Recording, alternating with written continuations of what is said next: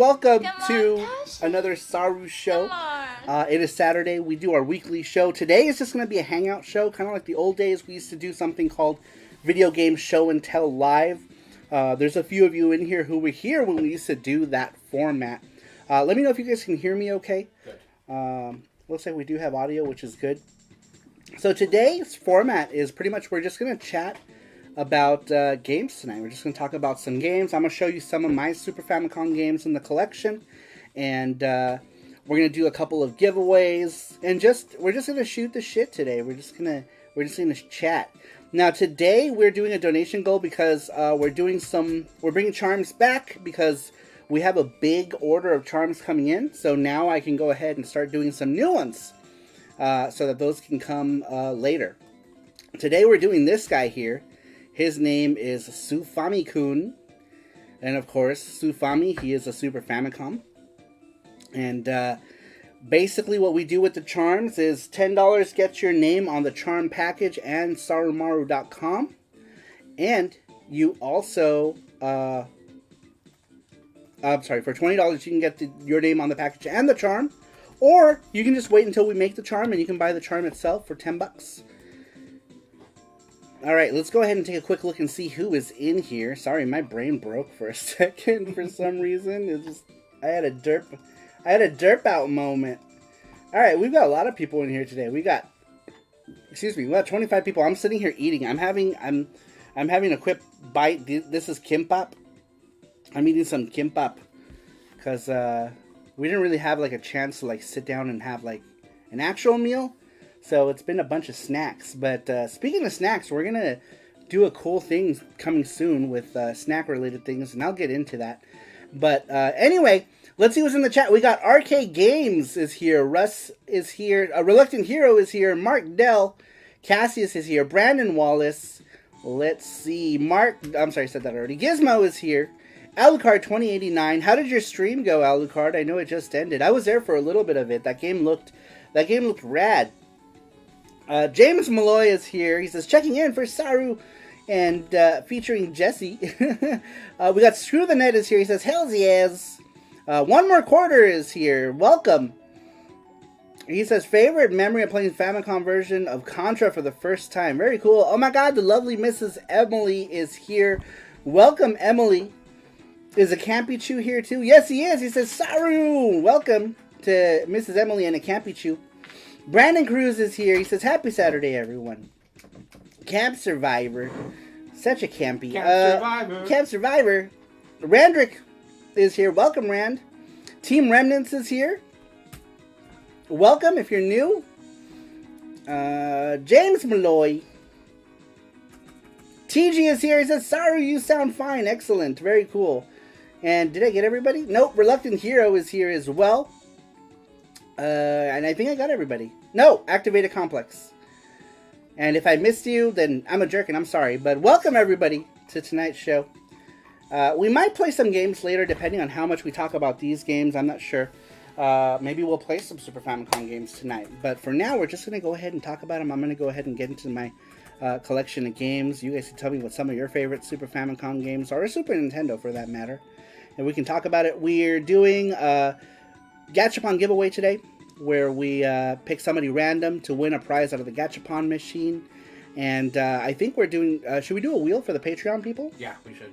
Okay, we'll also do a wheel spin tonight for the Saru Crew peeps. If you want to join the Saru Crew, you can simply do so by going to patreon.com/sarumaru. That gives you access to the Discord as well. One thing we're doing this first quarter is we're going to do like a snack box as well. So we're thinking about doing it. Now, were we going to do it where we were going to just raise... Oh, Mark Dell, $120 says, you are my number one charmer. Time to welcome Love Day 2021 with everyone, says Mark Dell. Very cool. So that gets your name on the charm. Where are the charms, by the way? Do we still have that box? There are. That box of charms? Is that it? No. Actually, it might be. Nope, that's an empty box of bubble wrap. So that gets your name on the charm, Mr. Dell. And it also gets you the charm itself, which we'll go ahead and send to you. And Jesse drops everything on the floor. But here's what our charms look like. They're acrylic charms. And the new ones that we're making are actually going to be bigger. Excuse me, I've got indigestion. They're going to be bigger and double-sided. These are original ones. They're single-sided. So they'll be slightly bigger. Your name goes on the back of it like this in the special thanks section of the charm, as well as on sarumaru.com. Every charm has its own page, and your name goes there as well. So thank you for that, for the first donation of the night. I feel like so every time we do like charms, they always get funded, which is good because it means that you guys like the charms. You guys like physical goodies. And I understand everyone loves physical goodies, and that's why we do it. That's why we do it, because it's fun to have physical goodies. I enjoy that you guys like the stuff that I make. Oh my gosh, and Super Boo is here. Welcome, Super Boo. Look what we have. Look what we're doing, Boo. Look at this guy. Isn't he cute? I made his mouth the slot, because if you guys know what a Super Famicom looks like, that's the slot. So it made for a cool, derpy mouth. I really like it. I really like his mouth. It's funny. So yeah, that is Super Famicom. So right now, we are listening to the soundtrack to a Super Variable Geo for the Super Famicom, which is this one right here. I'm a big fan of all-female fighting games. I do have a couple for Super Famicom. I didn't pull... The other one that I have is Pretty Fighter X. Actually, I guess I can pull it out just so we can talk about all-female fighters. That is Space Invaders. I don't know why I grabbed that. This one here, Pretty Fighter X. This one is not as fun. But back when I was a kid, I was obsessed with this nurse girl right here. Her name is Chris. I actually still have... a full color pencil drawing that I did back when I was 15 years old, I believe, is when I drew that picture of Chris, the nurse girl here. Oh, Radrick came in with $20 donation. Says, this charm will be good addition to my Super Famicom collection, says Rand. Yeah, and these are going to be the new charms that are coming. This next set that's coming in, should be here soon. It'll be here definitely before we send out Print Club. So anyone who's part of Print Club Elite gets free shipping and discounts on all the charms and all that other stuff. So this will be the very next batch after this next batch that we're getting in, which is still charms from last year. So this will be the first charm we do this year. This is this year's first charm, I believe, right? Is this the first charm of this year? I think it is. I think this is this year's first charm. And now we're starting to do charms again. We'll be doing the votes for what charm goes next as well. Sorry, my eye is like tripping. So, Patreon people, you guys will get to vote what the next charm is. But anyhow, I had this game here, Variable Geo. This started my obsession with all-female fighting games. And I absolutely loved these characters. Loved them. I remember looking in Super Famicom magazine, of all places. This is way before there was even a Super Famicom version announced for Variable Geo. Super Famicom magazine had a spread on the PC Engine version. And it showed all the move sets for the characters. Super Famicom magazine talked about a lot of games, not just Super Famicom. And there was a big spread on the PC Engine version. I was super hyped for the PC Engine version. I already had my TurboGrafx CD. I was well into importing PC Engine games by this point in time, end of 1994. It came out for PC Engine. I got it the same week it came out from a place called Bonsai Games, and it was amazing. I was absolutely obsessed with these girls here. This girl in particular, I love her. She's the main character. Her name is Yuka Takeuchi. I used to draw her on airbrush t-shirts. I was obsessed with these girls, and my dad said I had a problem and that I should stop obsessing over fake women, which is absolutely ironic because I tend to favor men nowadays. But I mean, I do have an affinity for anime girls and the chest area in general, real or otherwise. But yeah, it's funny. It's a funny story that maybe we'll get into someday. But yeah, my dad's like, he's like, why are you obsessing over cartoon girls?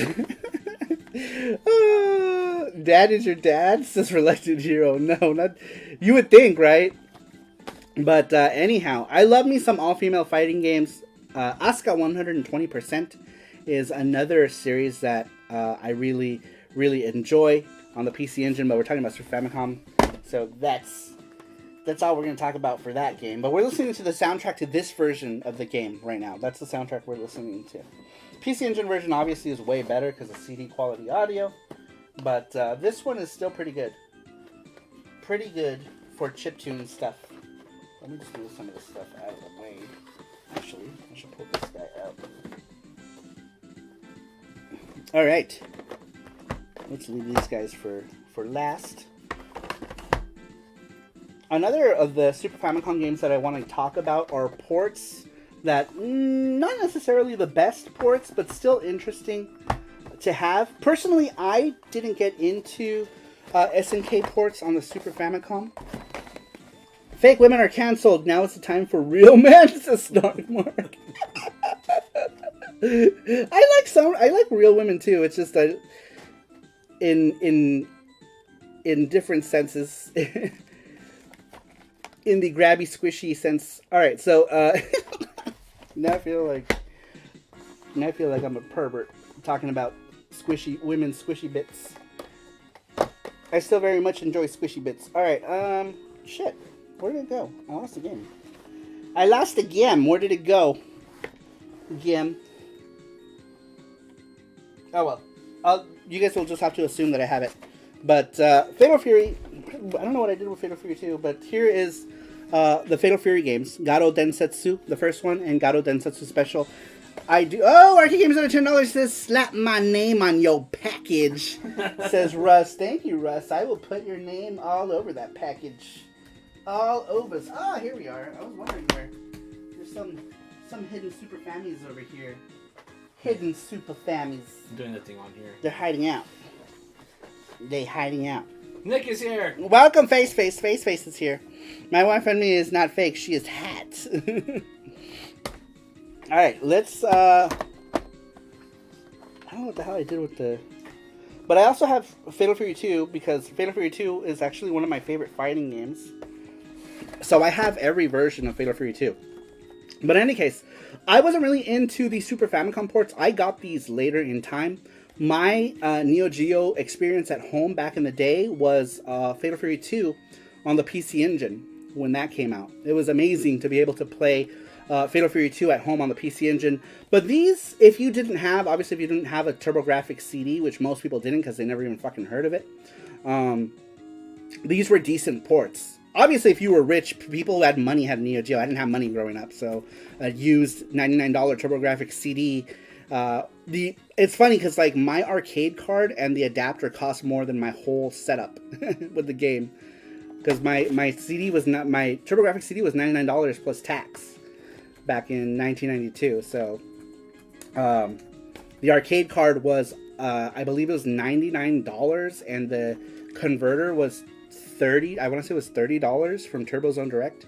So I paid $130 just to be able to play a $40 game, which was Fatal Fury 2 at the time. I think it was $40 or it was $49.99. I don't know. It wasn't too bad, and it was awesome. But I was super upset because Fatal Fury Special came out only months later, and I couldn't buy it because I had already bought Fatal Fury 2. So I was always really bitter about that. I was super bitter about Fatal Fury Special. I never got the PC Engine one until much later because I just didn't have the money to get it at that point because I had already bought Fatal Fury 2. And I didn't think that they would port Fatal Fury Special so quickly, but they did. They ported it in the very same year, at the end of the year, and I was like, God damn it. God damn it. I wish I had... I think I gotta make a Super Famicom shirt next. Now that I have a design, I'm gonna make one so I can wear Super Famicom. Sufamikun as well. Oh my god, and I have a bunch of other... I have all the Fist of the North Star games too. I only pulled out the one that I like because Fist of the North Star... Fist of the North Star 5, strangely enough, it's like an RPG where like there's like battle elements that you control, where you can like beat up on stuff during like fight scenes, but the game is still kind of crap. And then Fist of the North Star 6, which is my favorite of the Fist of the North Star games, and it's still kind of a bad game. This one right here, this is Hokutonoken 6. My story with this one, and I guess I can segue into that, is this was my very first time I went to Die Hard Video Games, right? The people who made like the Game Fan magazine and whatnot. I went to Die Hard Video Games looking for Ranma 1/2 Bakuretsu Ranto Hen, the second game. It had just come out. The Ranma game was super hot. This game also came out around that same time. And I had no intention of buying Fist of the North Star 6. None at all. However, I took the bus to Tarzana for like an hour and almost 2 hours. Like an hour and 50 minutes, I don't remember. I was on the bus for a very long time. I had called before. I said, do you have Ranma 1/2, the second game on Super Famicom? They said, yes. I said, how many copies do you have? He says, oh, we have 2. And I said, can you hold one for me? He said, oh, they'll be around. They'll be here. I seriously doubt we'll sell them by the time you get here today. He said, he didn't say that. He said, I don't think we'll sell them both today. And I said, okay. That's good. That's cool. I'm on my way over. I'm going to go buy the game. So I travel all the way over there to Tarzana from Los Angeles by bus on the RTD, which is called something else now, but back then it was called the RTD. And I get there, and I go up to the counter, and I said, hi, I called earlier, and I'm looking for Ranma Bakuretsu Ranto Hen. And the guy's like, oh, we just sold our last copy like 10 minutes ago. And I was like, are you fucking kidding me? And I was like, yeah, we thought it was, one of the people who called in for it. And I was like, yeah, I was one of those people who called and asked for it. And I even asked if you guys could hold it for me. And the person I talked to said that they wouldn't think that they would sell out of them. And the guy's like, yeah, well, the person in the counter's like, I didn't think we would sell them either, but we did. And he said we had 8 copies of the game.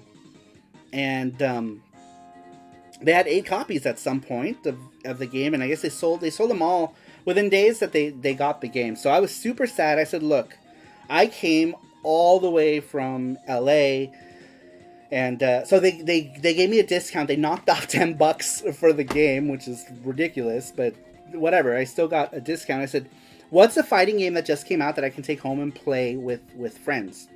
And he's like, well, Fist of the North Star 6 just came out, and I'm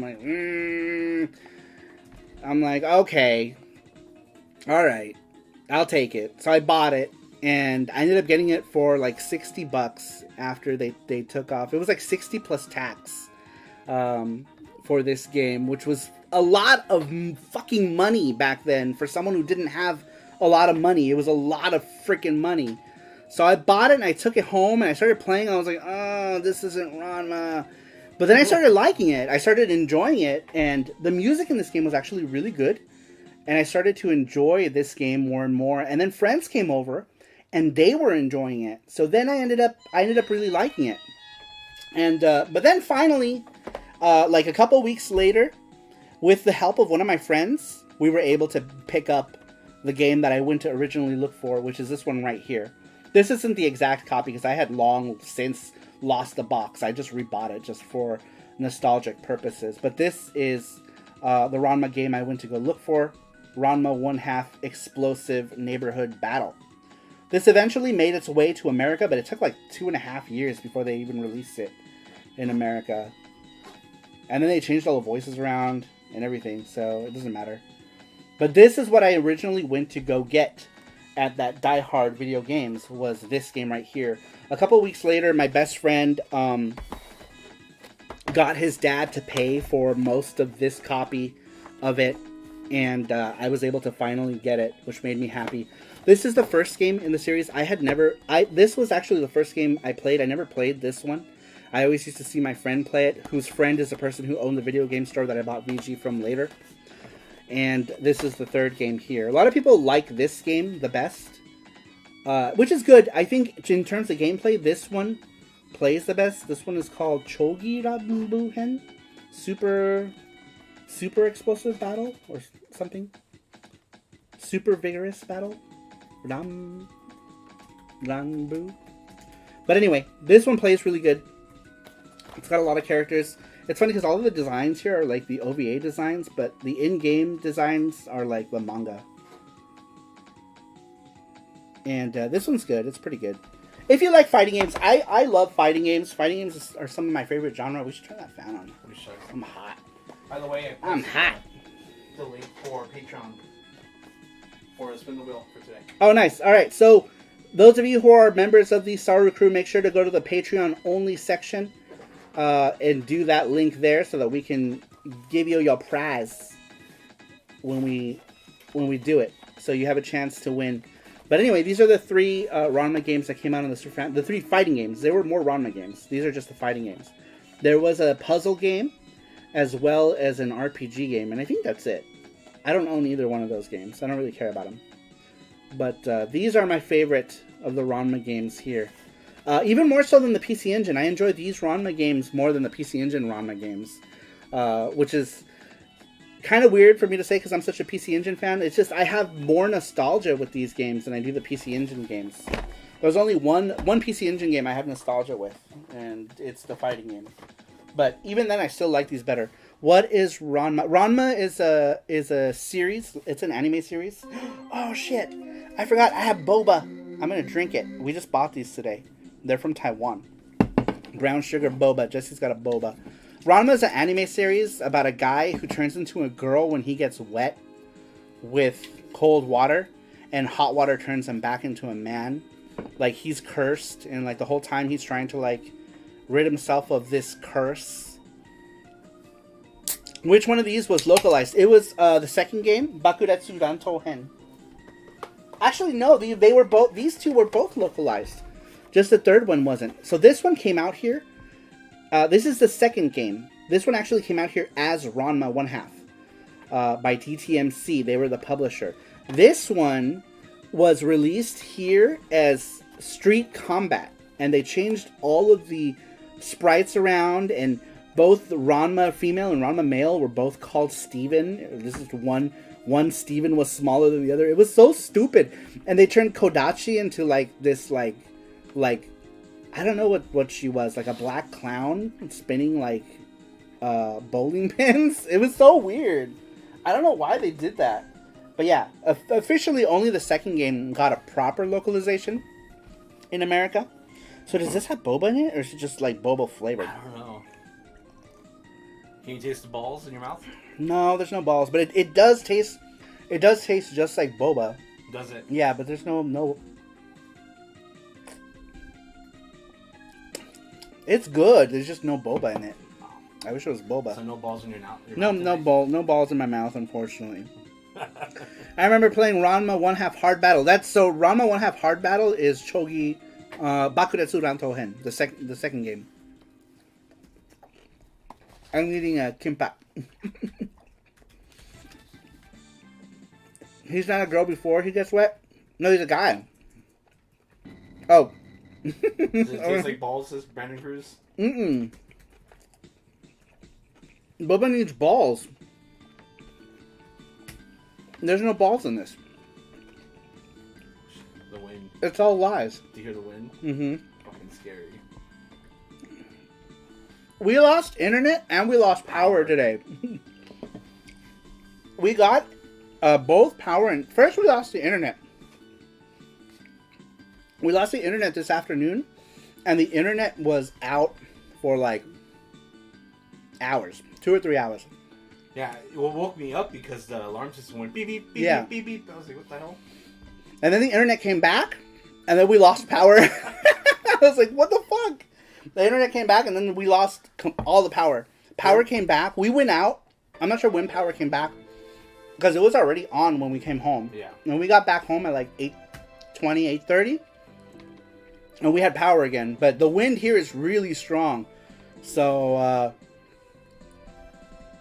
coffee on a surge protector again. This time it wasn't my fault. It was just windy. But that must have been like the unluckiest thing. I know. It's and like, it was only like a little bit. And it didn't even get on the floor either. It didn't get on the floor. It just landed on the surge protector. Oh, Matthew Roach. Dude, Matthew Roach has his name on like every single one of these charms. I bet you I can pull out any charm and his name will be on it. Where's the Zelda one? Where are those charms? He likes the charms. Oh, the box is over there. He likes them charms. Thank you, Matthew. Matthew Roach. See, here's this one. Look, like I said, pretty much any charm I pull out, his name is on it. Read. He said, SFC charm looks so cute. I prefer this design over the American SNES design. Oh, me too. I'm a big fan of the Super Famicom. But I never got a Super Famicom. I always had a Super Nintendo. I didn't buy a Super Famicom until way later in my life. Because obviously, like, import consoles were expensive back then. I didn't have a single... The Famicom was pretty much the only import console that I had. But yeah, look, here we got Matthew Roach. His name on that. And just so that you guys can see what they look like, for those of you who are new, this is pretty much what the charms look like. And in the back, they have this coating. Now, the new ones that are coming look like this, front and back. So, like, if there's any text, it'll obviously be backwards on one side. But it'll be double-sided.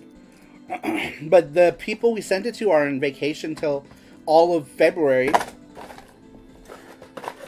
From the beginning of the year, like, how long do people celebrate Chinese New Year? It's crazy. The new place we went to is out of China, so we're not gonna see that stuff until just before Print Club, which is good. So we should get that stuff right before Print Club stuff goes out to people. We'll get these new charms. Turbo says GT Beakerman. That was Turbo. That's the charm I just pulled out, was Turbo. Very cool. Alright, let's move on. We showed all of the Ranmas. Alright, so this one here, I don't know if anyone is familiar with Rascal the Raccoon. Rascal the Raccoon, so Japan really loves Rascal the Raccoon. I have tons of Rascal stuff. I wish I had it out to show you guys. There's one right here. Is there? Oh, there's a Rascal. I absolutely love, when I went to Japan last time, there was a Rascal pop-up shop in a bakery, and I was like, what? You gotta be kidding me. I was so happy. It was the day we went. It's in the last Japan vlog that we did. Jesse was super sad because we had gone to that mall just to eat at the KFC. There was an all-you-can-eat KFC in a place called Lalaport, which is right across the street from Expo Park in Japan, in Osaka.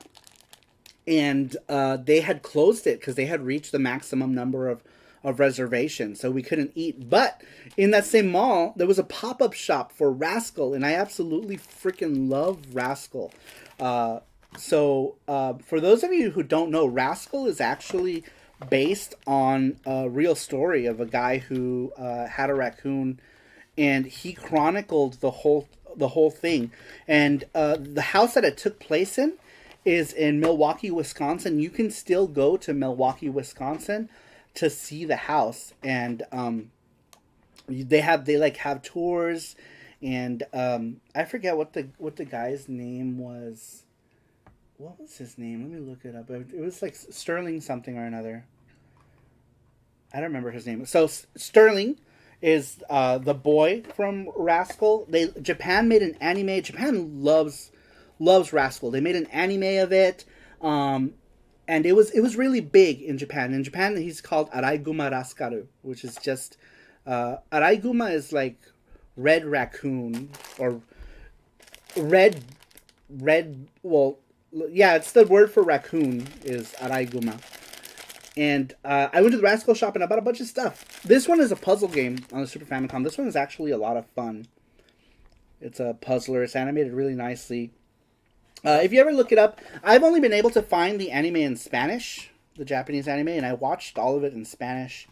There's a bakery we went to as well. Yeah, that's the pop-up. That was the pop-up shop was inside the bakery. I was just telling them when you were looking for it, and I was telling them a story how we had originally gone there because we were looking for we were going to go have all-you-can-eat KFC. By the way, any of you guys who donated, if you guys have any soundtrack requests, video game soundtrack requests, let me know. Matthew Roach, Mark Dell. Russ said that, yeah, he had that one. I remember the voice in the beginning. Cool. He had the Rascal. Oh, yeah. In the beginning of this one? Yeah, the boy is like, hey, Rascal! Or something like that. That's from the anime, from the show. And the English show, like, the boy would say that. He'd be like, hey, Rascal! But anyway, it's an old American thing, and Japan went crazy about it. Let's look at the comments. But yeah. Is there comments? I know, I haven't been reading them. I've never heard of Rascal, says Mark Dell. I might search one day and have to read the first manga. Cute plushie, says Nick. Randrick says, my first Famicom game I ever played was Sailor Moon, and it was on an emulator. Nick says, there is such thing as alcoholic boba. I don't think so. Jeff Allison said, next time, Jesse. Yes. I'm going to go by myself. I'm just going to take the train. I'm be like, fuck everyone. I'm going to go myself. I'm just kidding. No, I'll get lost. And then I'll start crying. Mike Dell says Donkey Kong Country. Okay. Where should I visit San Jose? Where should I visit San Jose, Japantown? Oh no, San Jose, Japantown is so tiny. It's like one little block. There's a You should just go to San Francisco's Japantown. Yeah, that one's way better than the San Jose one because San Jose is just like a restaurant. Mitsuya, they have like the Mitsuya with all the stuff in it to eat, and ice cream shop. That's about it. It's really tiny. The only reason I know it's because I used to go there all the time. Oh yeah. Yeah. And it's better now. Before it was just sushi and that's it, and Chinese. Regan says I never knew about Rascal until now, and I love it. That's awesome. Yeah. But yeah, it's a cute story. It's actually kind of sad. Like the real book is like, it's kind of sad, right? Because like this Sterling North, right? The guy who wrote the book, chronicles like how he found the whole book takes place like within a year's time, and I guess I don't want to talk too much about it because it's very easy to spoil, but he becomes really close friends with the raccoon. The town kind of hates his raccoon, but this kid was also like, he also had skunks too. Like he had skunks, and like I guess he was shunned one time because his skunks like shot off, and the whole town stunk of skunk. But it only happened because like some like bullies were like attacking their house trying to find the raccoon with a dog, and like I don't want to go into the ending, but it's kind of sad, or it's bittersweet maybe. Maybe it's bittersweet, but the whole thing takes place in Wisconsin. You can still see the Rascal House. I was supposed to go see the Rascal House this last year when I went to MGC. One of the things that I did was book a tour to go see the Rascal House, but the pandemic happened. But you can go book a tour. I think it's like, I don't remember. It's like $10 or $12, I think, to go see it. And I don't even know if they're even doing the tours anymore there. But it's a good, like, wholesome story. It spawned all this other cool stuff. It spawned a game. It spawned this super cute character who's freaking adorable. That Japan freaking loves. They love Rascal. But Rascal was feral and scratched the faces off of children and stuff. No, none of that happened. Alright, so we're playing Donkey Kong Country, and then after that I think Randrick said Gundam F91. Music. Gundam. Alright, let's get into more games. This is the only East game I have boxed on the Super Famicom. East 4 Mask of the Sun. And it's one of two East 4 games that came out back in the day. Back in the day, the only East 4 games that came out were East 4 The Dawn of East, which was the first East game to come out. Primarily thanks to Hudson Soft and Alpha System, because at the time, Falcom only had scripts, and Hudson was really wanting to put out a new East game that was in the style of East Book 1 and 2, because Wanderers of East was so badly received.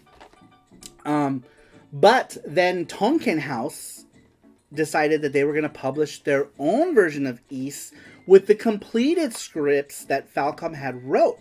So back in the day, they recognized this version of East 4, Mask of the Sun. I know we have plenty of East fans here. For those of you who are not, I'm sorry, this is going to be totally boring conversation for the next 5 minutes. But East 4, Mask of the Sun is the completed scripted version of East 4 that was scripted by Falcom at the time.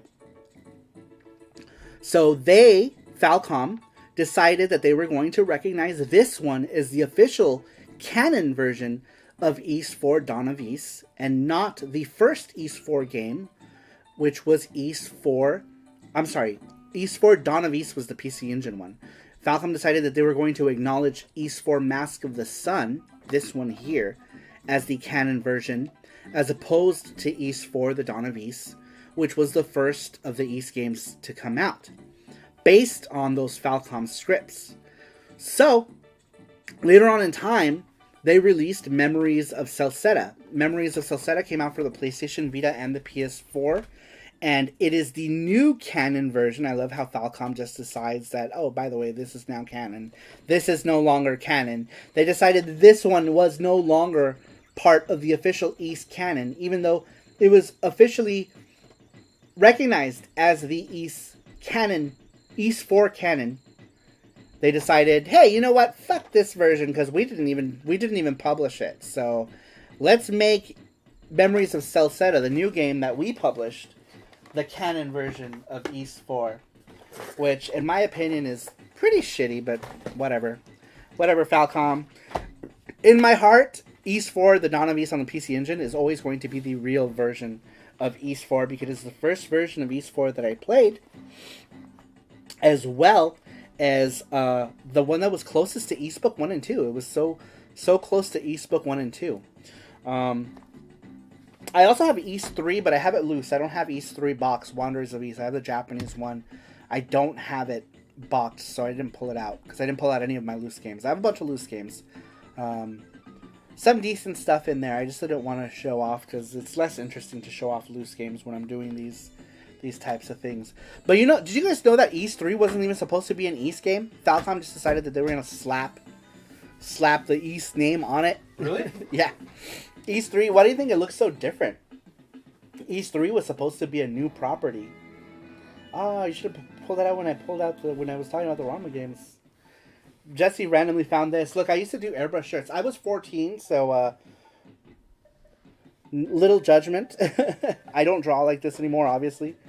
But when I was 14, I used to do a lot of airbrush. I was 14 years old when I did this ukiyo thing, and I even did like a little like stencil where I wrote her name as Uchan, because in Ranma they call her Uchan, which is just like, I can't find it. Right here, right there. This hiragana right here. That says Uchan. Mark does use that at 14. What? Yeah, I used to airbrush a lot. This is when I was learning how to airbrush at this point right here. I wasn't too good at it yet. When I turned 18, I started airbrushing with my brother, and we would airbrush at the swap meet. Okonomiyaki girl, I know, I love her. I love okonomiyaki. It's like one of my favorite Japanese foods ever. But yeah, I was 14 when I did this. I was still in my airbrush learning phase. Matthew says, great airbrush shirt, Saru. Thank you. Damn, that still looks really good, says CVL. Mark Doss says, are you a wizard? You have to tell us if you're a wizard. I'm a wizard.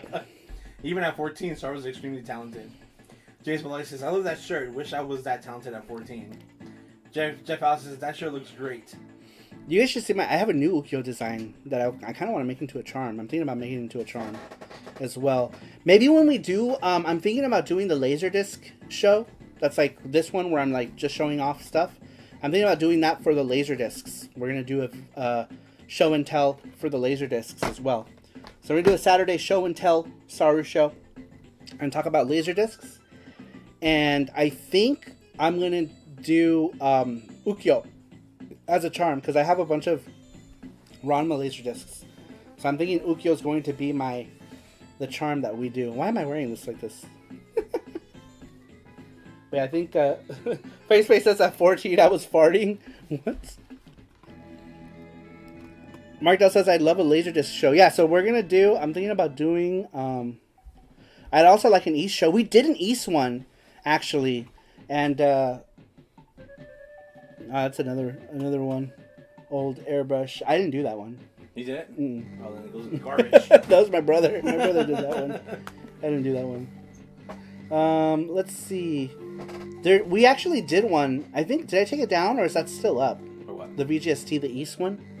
I even did an intro for it and everything, and It was cool. It was cool. East SARUSHOW. We just see.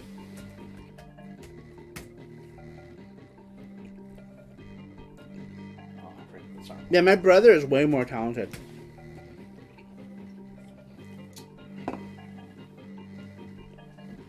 Is that it? Yep. What the hell? Alright, post it.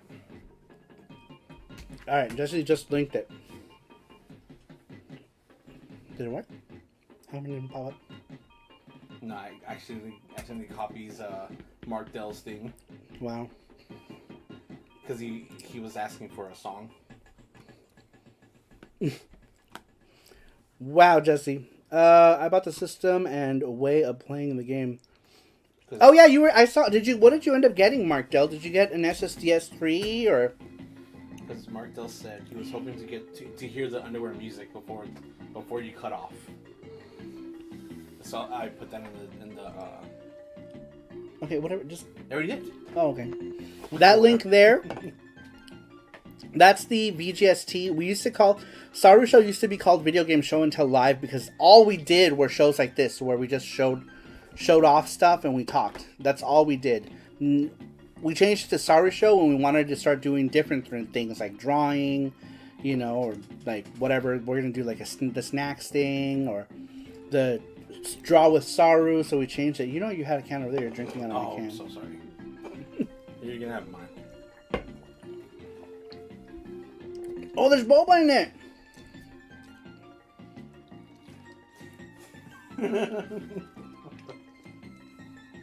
Show the balls in your mouth.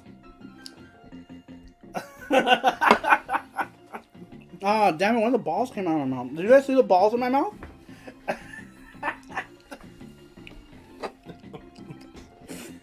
They're really good. Let me see if I can get at least 2 of the balls on my tongue. Here, hold on.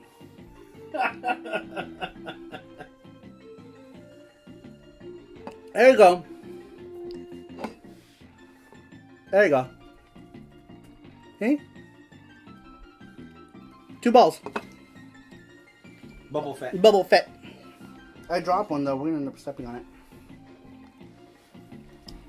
I'm trying to juggle balls, so I ended up dropping one of them. Wow, that's crazy. I guess I didn't shake enough. That's cool, and they're not disgusting. Wow. You know So what I good mean? price. Like some of those, like you get them, and like the boba is like the Hawaiian place. Yeah. The boba's gross. This is not. They're actually soft. So we got these. We went to the international market today. Sarah has balls in his mouth as a camp survivor. Now my mouth is full of balls. Yeah, they're good. Yes, those balls look awfully small in your mouth. They're not chewy or anything. Elvis Rose says, "What did I just walk into? Balls in mouth." I mean, I wish they were bigger, but I understand why it's a canned drink. I'm surprised that they're even any good. Really, I was expecting them to be gross. You have to keep it just 2 balls at a 2 time. balls at a time. I know. I tried to put more than that, and I ended up only fitting 2 of them. The other one fell out of my mouth. That's what I get. I got greedy. Popping balls, says Cerulean. Popping balls. Bigger is better, says Ando Gamer. Isn't that the truth? Anyone who says otherwise is lying. Is a liar. Is a liar. Is Gundam F91 here? Do you see it? No, they don't have it. They don't have Gundam F91. Let's look at all the Gundams. Kido Senshi Guns. Yeah, V Gundam for the Super Famicom. Oh, they do have F91. Sweet. Okay, we're gonna listen to that one next. After a couple more tracks of Danky Kang Kang. Danky Kang Kang. Kang. S is for super. And balls. They were sweet. Sweet balls. I never liked bubble tea when I was a teenager. Now as an adult, I love bubble tea. In the past, I did not like feeling something solid in my drink. When I first had it, I was 18 years old when I first had it. It was here in Vegas, in Chinatown. and I went to a place because I used to go. There was a bookstore here that carried Chinese versions of like Avex track stuff. So like I used to go buy like the Avex group, which was the Chinese versions of the Avex stuff. J-pop, basically. I went to Chinatown to buy fucking J-pop. I don't know why I'm going into this whole explanation. I used to buy J-pop, and I bought my first boba in Chinatown, and I remember putting the straw. I was so excited. I remember putting the straw in and sucking on the straw as hard as I could for some stupid reason, because I think the balls got stuck. No balls had shot into my mouth. And so I sucked it really hard, and suddenly it just my mouth was just, it filled up with balls. And I was like really grossed out by them because like the balls were like sticky, you know? They were like wet and sticky. And I'd never had balls in my mouth up until then, at least. And so I didn't like it. I didn't like the texture. I didn't like anything about it. So I threw it away. And then I tried it again like 2 months later. I came back to buy like Korean boy band music CD or something. And so I got another boba. I remember I got a milk tea because I used to like just regular milk tea, right? So I got a milk tea with boba. And this time around, I liked it for some reason. The balls were nice and warm for some reason, because like some places they warm the balls, right? And like it kind of like turns into like a honey. And so they take those warm balls and they put it in, and you can see like the honey like streaking like on the balls, and it's really good. It's really, really good. It's really good when they're like fresh. And so 2 months later I tried it again and I liked it, and then after that I just liked it forever. But the first time I had it, I hated it the first time. I absolutely hated it. But I love it now. Now I love them. Russ says, balls! Is it me or is it getting hot in here? Balls! I want this monologue playing over hardcore pornography. Bow chicka wow wow. Bow chicka wow wow. Keep talking Saru's unzips pants, says Brandon Cruz. Well, I mean, like, you guys have had boba, right? Like, Cassie says, are we still talking about boba? some of them are big. Like you get some boba. Where was it? I went to Australia. Like, the ones in here are really, really small, right? But, like, in Australia, I remember I went to a place, and they were, like, big. They were big. And they call them pearls. They don't call them balls. They call them, or they don't call them boba. They call them pearls. Pearl tea. Yeah, they call them pearls. And I remember I went and I was like, can I have a boba, whatever? And the girls looked at me like, you want a pearl tea? And I'm like, yes, pearl tea, whatever. So yeah, they call it pearl tea there. Big sweet honey balls, says Mrs. Emily. I'm still a boba virgin. Boba's great though. I love it. I love boba. This is actually awesome. The fact that you can get it in a can like this is crazy. But it's funny because I guess they were all just settling at the bottom of the can, because I didn't have any up until I got to the bottom of the can. I bet. When you got to the bottom, you got anyway, balls in your mouth. I know. No more balls. Love how Saru says balls. Balls. Alright, back to the Super Famicom games. This one, I don't know why I pulled this game out. It actually kind of sucks. But this is Hideo Noken S. The Hideo Noken series is a long-running series in Japan. In America, this came out as Flying Dragon, I believe, the very first one. I don't know if any more came out, but in Japan, in America, it was called Flying Dragon on Nintendo. And it starred this character right here in the corner. His name is Hideo, and Hideo just means rising dragon, or flying dragon. But yes, Hideo no Ken is fist of the rising dragon, is what Hideo no Ken is. This version of it came out in America, or not this version, but the version before this one was called Ultimate Fighter, or Golden Fighter. Ultimate Fighter?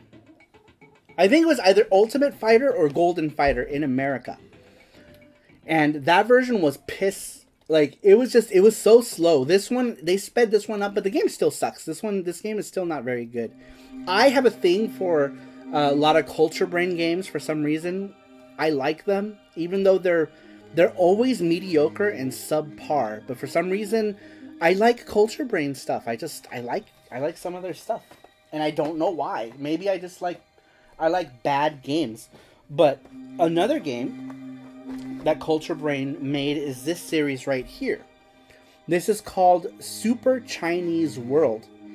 Now, the series as a whole in Japan is called Super Chinese. Super Chinese is what we know here as the original Kung Fu Heroes. Do you guys remember Kung Fu Heroes? So Kung Fu Heroes in Japan was a series called Super Chinese. The original Super Chinese didn't star these two characters. It starred these like bald little, very stereotypical looking Kung Fu looking guys with the little ponytail. And they changed that in the second Super Chinese. Super Chinese 2, Super Chinese 2 for the Famicom, Dragon Kid, was where they introduced these two characters. Ryu, who is this character in the blue, and Jack. Ryu and Jack were introduced in Super Chinese 2 Dragon Kid on the Famicom. It never got a US release at all. And then there would be a Super Chinese 3 on the Famicom, and then a bunch of Game Boy games. When the Super Nintendo came out, or the Super Famicom, they released Super Chinese World. And it's very much like the other Super Chinese games, where they're like kind of like RPG with action elements in the battle portions of it.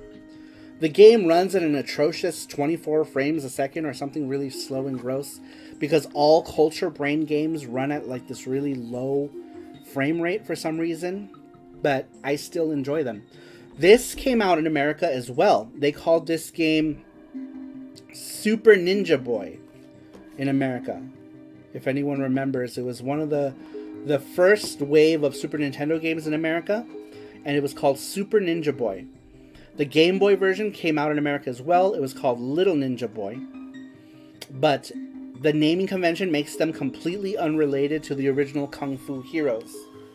Because I guess like they named it Kung Fu Heroes, and then when these came out, they're like, well, they don't really look like Kung Fu dudes anymore. Because they were different characters entirely.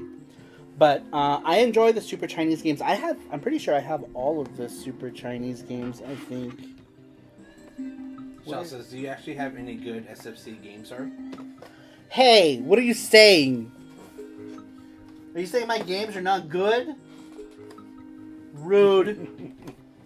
So rude. Anyway, so this one here, this one I bought in one of my trips to Japan. I think my third trip to Japan, I bought this collection, or my fourth trip. I don't know. This one is a Culture Brain collection, and it carries Super Chinese World 3, which is the main reason why I got it, because I don't Super Chinese World 3 is very expensive. So this was the only way I could play it. Because I have 1 and 2, but I don't have Super Chinese World 3. And then we have Super Chinese Fighter, which is a lot of fun. And then this one here is SD Hiryunoken. We just talked about Hiryunoken, which was Flying Dragon, this game right here. There's that guy, Ryuhi. There's Ryuhi again.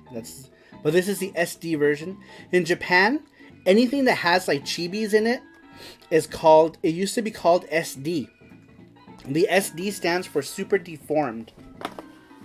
Of course, saying that something is super deformed in today's climate isn't politically correct, but back in the day, everything used to be called SD this, SD that, and the SD just meant super deformed. The hero is named Hiryu. I think it's Ryuhi, actually. I think I was wrong. I said Hiryu earlier, but the series is called Hiryu no Ken, right? Like Fist of the Rising Dragon. But I think his name was Ryuhi, which is silly. SD Great Battle Series is awesome. I don't have any of those. I wish I did. Gundam SD, says CVL. Yeah, those are fun, right? Did any of you ever get... I used to love getting those Gundam model kits for the SD ones. Did you guys ever get those? I love those the SD model kits. I used to have fun building those. I thought SD was super dick lamau. Super deformed dick. Let's see. You guys are talking about how cold the weather. Y'all in your cold weather. It's like warm here. It's not cold here at all. Donkey Kong Country makes me rage, says Emily. That's what we're listening to is Donkey King. Donkey King. Donkey King. Super Deformed, Super Dick. Is that what you're saying, Mark Dell? I have Great Battle 4. Need to put more time into that one. I don't have any of them. I think I have the first one, which is not even that good. But yeah, I should get it. Anyway, more Super Famicom. This one here, this is actually a recent release by Columbus Circle. This one is called Kaizo Chojin Shubibinman Zero. So Kaizo Chojin Superhuman Shubibinman is known as Shockman in America for the TurboGrafx 16. We got the second game in the series in America, and that's the only game we got in America. This one here, this is a, I believe it's supposed to be a prequel. I don't remember. The professor who's in the normal Shubibinman games, which all came out for PC Engine, by the way. This is the only one that was not on PC Engine. But Shubibinman 1, 2, and 3 all came out for the PC Engine. And then they released this one for the Super Famicom satellite system. The BS, Super Famicom BS, which was the broadcast satellite. This game was released as a downloadable game. Many years later, Masaya, who is owned by Extreme Corp now, original Masaya is not even around anymore, but Masaya put this game out in physical form. Or Extreme licensed it out to freaking Columbus Circle, and Columbus Circle put it out. But the name itself, Kaizo Chojin Shubibinman, is Superhuman Shubibinman. And Shubibin is actually the sound that electricity makes, like Shubibin, you know, like. So that's why it's called Shubibinman. It's supposed to be the sound of electricity conducting, or whatever. Japanese onomatopoeias. The Japanese love their onomatopoeias. All right. I guess I can show off a game that doesn't suck because Shell says I don't have any good games. Here's one. That might be a game that doesn't suck. This here is Kiki Kai Kai. Kiki Kai Kai Nazo no Kuro Manto, which is Kiki Kai Kai is, oh God, I keep forgetting what Kiki Kai Kai means. It's like Ghost World, Spirit World, or something like Kiki Kai Kai. Something about spirits and world. But anyway, Kiki Kai Kai Nazo no Kuro Manto, Nazo, like Mystery of the Black Mantle, is what this one is called. In America, it's called Pocky and Rocky. This game is actually getting a remake, actually. They're remaking this game. And it's called, I think the tentative title is going to be Kiki Kai Kai Nazo no Kuro Manto Kai. Right? They just add Kai to the title. I don't know if that's what the final name is going to be. But I am super excited for the remake of this game. Mad Attic attack vibes for the dude on the box. What is that? The guy. Oh. Shell said... This game is great. I said it with love, sorry, you ball drinker. But this is a great game. They're remaking this game for the Switch and PS4, I believe. And I'm super excited. Super excited. You know, it's funny. I actually got this game in a trade. We went to PRGE, and they wanted FX Yuki. And I went to his table, and he was like, "Oh, let me go get that." I was like, "Would you be really working to work out a trade?" So he traded this for a copy of FX Yuki. I was like, "Yay! Yeah. Yeah! Yeah!" I was super happy. Super happy. Yeah, GS Mikami. It's right there. Oh yeah, here's a loose GS Mikami. This is great. It's great. I had to buy it loose because they want like $300 for this box or something dumb. So I bought this one loose, and I bought it because Jeff Allison sent me this so I can review it, which I never uploaded. Which I'm going to upload. I have like 3 or 4 quick bits that I can finish up really quickly too. But I started getting into all the Polymega stuff. But I've got like 4 quick bits that I can easily put up on the channel, which I'll start doing this week because apparently I did a poll and most of you guys, that's what you guys want to see. You guys want to see more quick bits. I was surprised, but I'm happy. You should put that away, by the way, if you're not going to. Yeah. So tell them what happened with DSP Money. Oh my god! And then the stupid mail center found it. They lost. So Jeff Allison sent his copy. The mail center lost the game.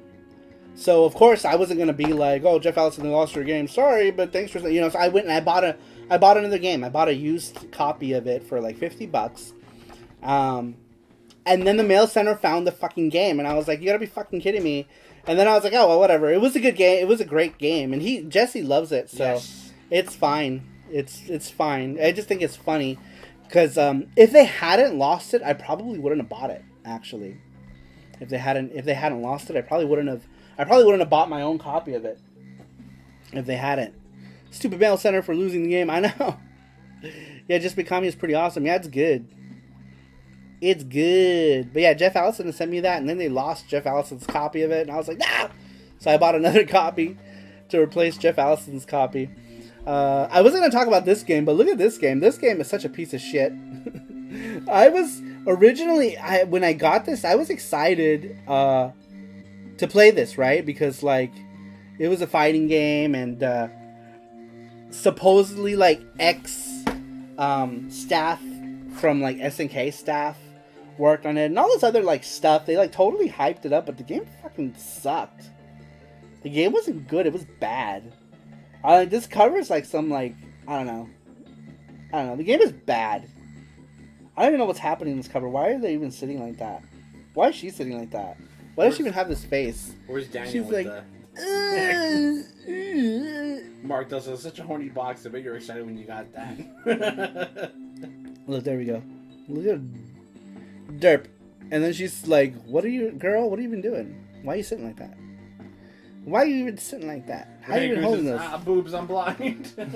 Boobs! Ah! I bought GSP Kami just last year. The condition was super minty, almost brand new. How much was it, if you don't mind me asking? Was it expensive? Face says, anyway, that game sucks. I did a review of it.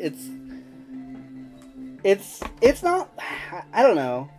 I felt like it has potential. It could have been good. I just think it needed more TLC for sure. It needed some more time to develop, some more time in the oven.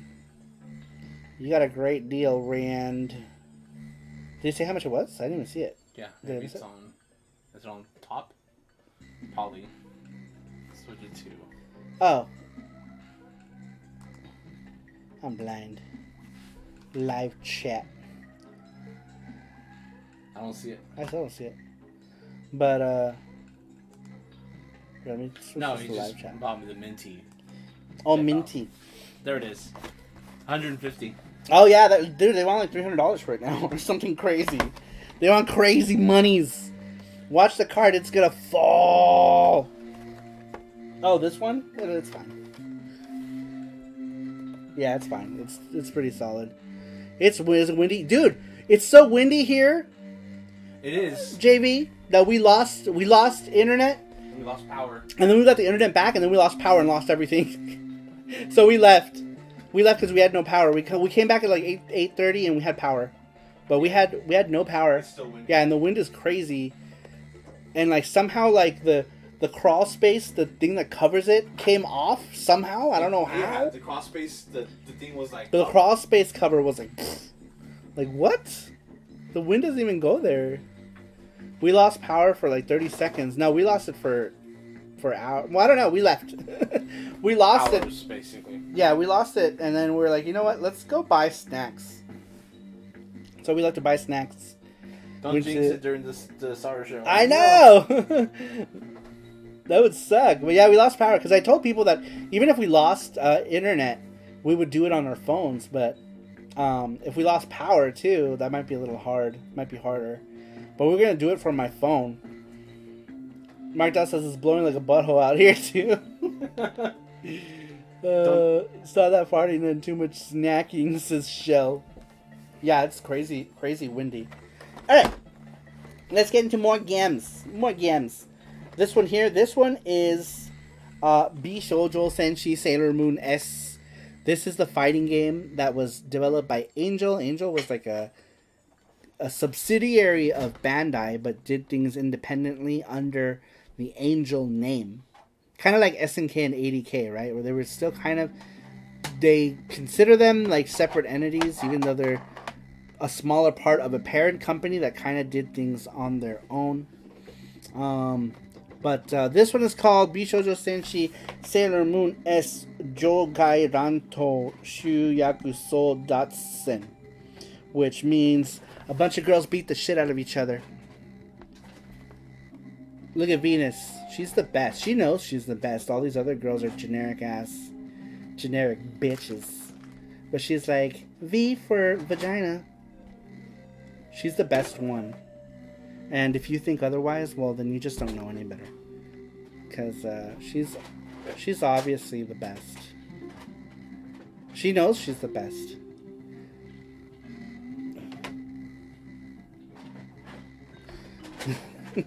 I don't know. I'm just kidding. I like a lot of the characters. I like Mercury too. I like Mercury a lot also. Mercury and Venus are actually my favorite characters. And then everyone else can pretty much die in a fire. Oh, there's Rascal. Thank you. There's my cart. I was wondering why this box was so light. Super light. I was installing it on the phone, Mega. Oh, did you install it? Yep.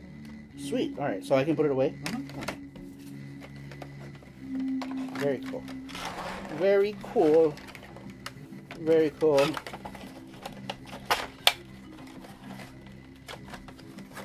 That was Rascal. Rascal the raccoon. Captain Trevor says laughing out. Me and Emily love that translation, Saramaru. Which one? The thing you were talking about after Rascal. Before Rascal. What were you talking about before Rascal? What? I'm so confused. What were you talking about before Rascal? I don't know. I was talking about a lot of stuff. I don't remember. Oh, here's Fatal Fury 2. Where am I? What's my name? I have Alzheimer's. This one. Fatal Fury 2. Earlier today, I was like, God damn it. Of course I would find it. I have every version of Fatal Fury 2. I even have the Neo Geo AES version and no way to play it because I don't have a Neo Geo AES. I just had to have it because I needed all the Fatal Fury 2s. I have every Fatal Fury 2. Unless it came out for stupid crap consoles that nobody gives a shit about. But what snacks? Oh my god, we bought so many snacks. We bought Pepperos, almond Peppero, crunchy Peppero. Since we have 46 people in here, maybe we should show what we wanted to do. Oh yeah, do you guys want to see what we have planned? We're planning to do like another box that we're gonna do. We want to do like a box where we do all of our stuff, right? Like all our Saru Print Club stuff, but we're also gonna put in edible stuff. Like we're gonna do like a snack box type of thing where we'll send people snacks like Japanese Kit Kats or like tea crackers and other confectionaries and stuff like that. Show me your box, says Cassius.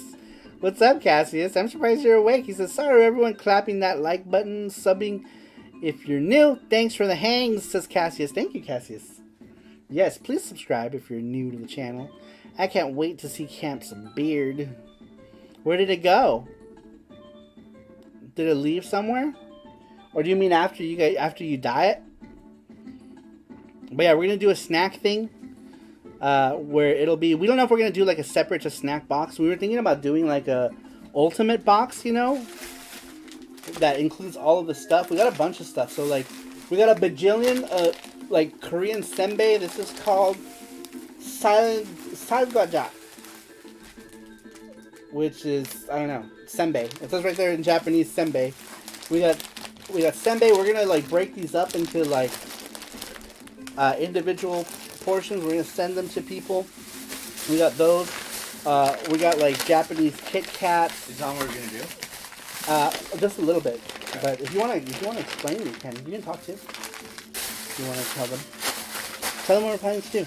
Tell them, Jesse. Well, I'm catching my breath. I just put a thing in my mouth. Hold on. Oh my god. Give me 1 second. Okay. So what we plan to do is we're gonna give.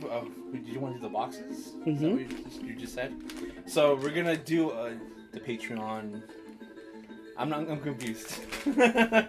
I'm sorry. All right. So we're gonna do another tier, right? Where it's gonna contain all of the stuff, all of the print club stuff, the prints, the extra bonus items. This tier will include one extra item, like a collectible item. It'll be like, we're thinking about doing like custom coasters and things like that. Damn it, Jesse, says Jeff Allison. I know. That came up and I didn't know what you guys were talking about. Shut up. Jesse's drunk. No, he drops the ball a lot. No, I'm nervous. I get, kind of sorry. This is why he doesn't stream. Because he gets like this, and so that's why it's hard for him to stream. That's why he's been promising people he was going to stream for like a month now. I know. Next week, and then he never does it. I'm sorry. Yeah, at least like he did stream, but I don't know what happened. Jesse is always full of energy, says Emily. I keep trying to get him to do a Nintendo stream because you guys want to see him stream, right? Because they want to see you do streams at some point. Oh, he's getting self-conscious. I'll stop. He's getting bothered by it. I'm sorry. I'm not trying to. It's okay. I'm not trying to hurt your feelings. I'm just trying to tell you that like people like you. No. I know. I understand. I just get really nervous sometimes, and sometimes I can't talk because of my stuttering and stuff. Okay. It's okay. But yes, we're planning to do another box. I want to see him. Some people haven't even seen what you look like. Yeah. Just go to my past. Go to the Nintendo stream. Oh yeah, Nintendo stream. Nintendo stream is just him by himself. Jesse's Nintendo streams are great, see? But anyway, so for the longest time I've been trying to get Jesse out of his box, and he's come a long way. If you guys knew how Jesse was before, he wouldn't lift his face away from the phone. He wouldn't talk to people. So he's actually come a long way from that. Like he was like very, very big anxiety, like a lot of anxiety, social anxiety. And so I've gotten him to be more social. So he's a lot more social, but in the beginning he was very, very he just had like anxiety issues with people, and like sometimes he'd be antisocial and stuff. So now that he actually streams and stuff, it's like a big step. Shell says, seriously though, the Super Famicom artwork on the boxes and a whole are light years ahead of the SNES artwork. That's another thing too, right? Like the boxes are so gross in the North American regions. They're so bad. Brandon Cruz says, we love you, Jesse McFluff. Bloody Bones is here. He says, what up, Saru and Jesse? Or I'm sorry, Saru and crew. Bloody Bones, you were here earlier. I didn't say hi. It got really crazy. So I'm glad you came back, and welcome. Jesse is the best panda, says Campy. Malik just says, I can't see him, but I imagine he's blushing like crazy so reading weird. the chat. Like, when we do conventions, I'm okay. I don't understand. I'm out there. But when it comes to, like, getting on camera, I don't know why I get nervous. Maybe because you treat that more like a job. That's you true. know? And, like, with these people, you interact with them. So I'm guessing that's why. You know, because you did retail, and you were fine. Yeah, I was fine. You were fine doing retail. So maybe it was because when we do conventions, you get into retail mode. Retail mode, you yeah, know? that's true. You're not in interacting mode like people. You're just trying to sell them stuff at that point, or trying to explain stuff. So that It's so weird how that works. Yeah. Are we still listening to Donkey Kong Country? I think we are. We're on the last track, it looks like, of this. No, we're not. We're only halfway through the soundtrack. All right, let's move to Gundam. Rand wanted Gundam. This is Gundam F91. Let's see here. Emily said, as long as Jesse. Shell says, sorry, Jesse, don't be shy. As long as Jesse is comfortable and happy, it's all that matters here to support both of you. Both amazing people with the biggest hearts and so talented and such a blessing, says Emily. So, yeah, so I don't pressure him, right? Like, he hasn't done a stream in a while, and I don't, like, it's really up to him. Whenever he wants to do it, you know, he can do it. It's really up to him. I don't ever pressure him to do anything. But in the beginning, people were like, why don't you put Jesse on camera? Blah, blah, blah, blah. And it made it seem like I didn't want him on camera. I know, right? You know, like, mostly those were, like, our friends and people who knew you. And it's like, they know how you are. Why would they say things like that? It's like, do you think those are the people who know that you have these issues? Yeah.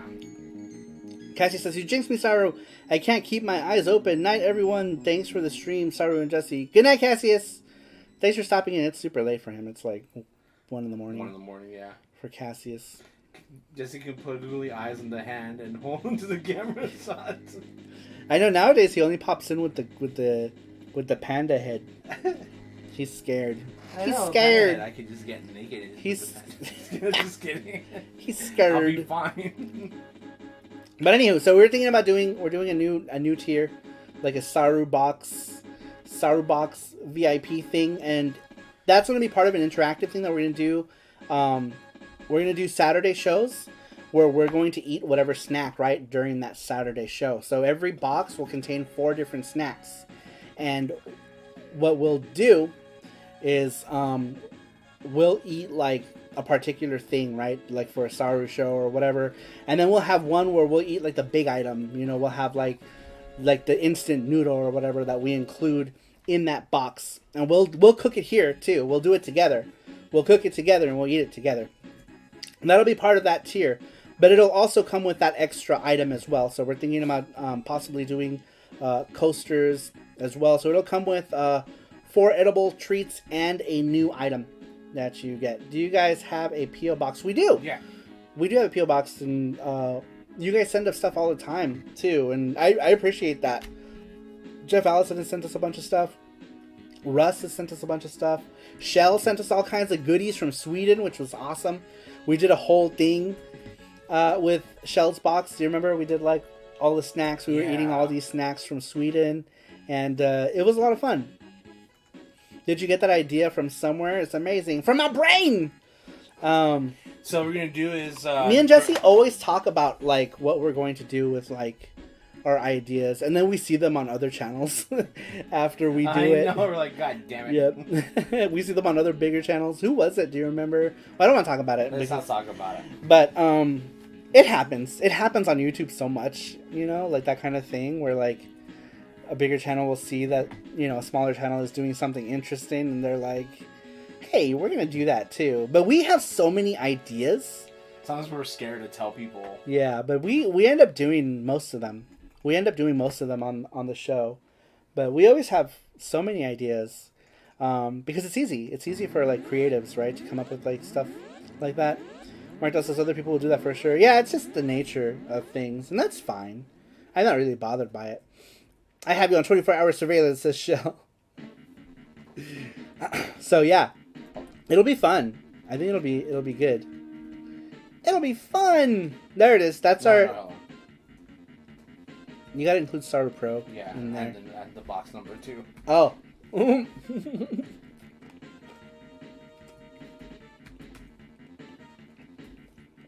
needs a cool name. There it is.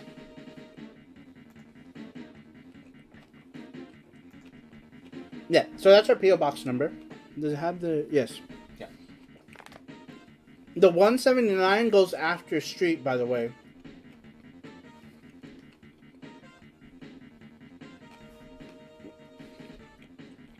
Oh, shit. I just saw that. 1 second. Sorry.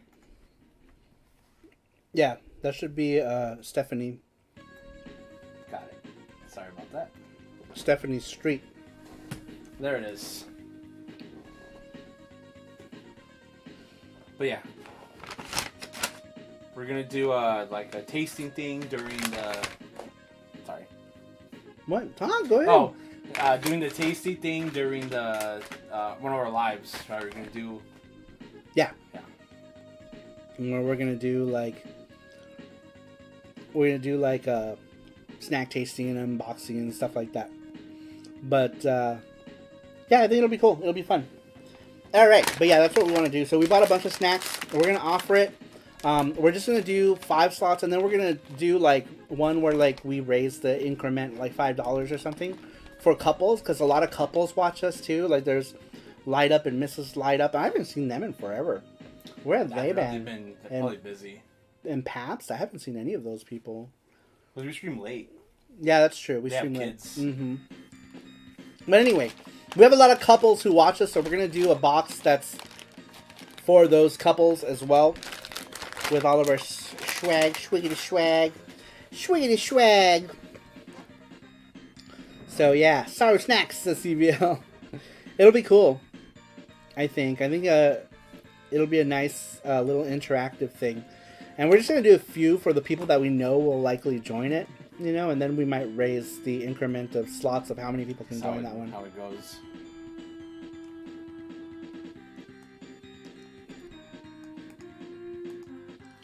I wonder why it's not on here.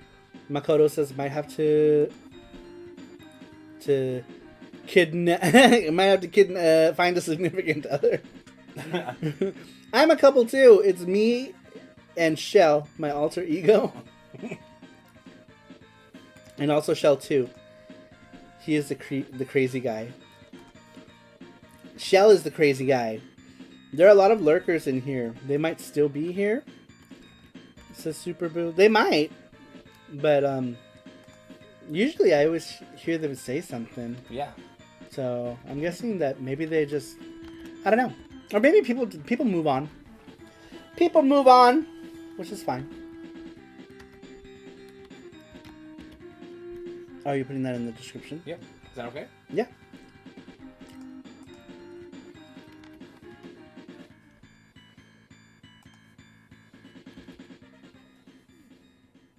Campy says, I like lurking.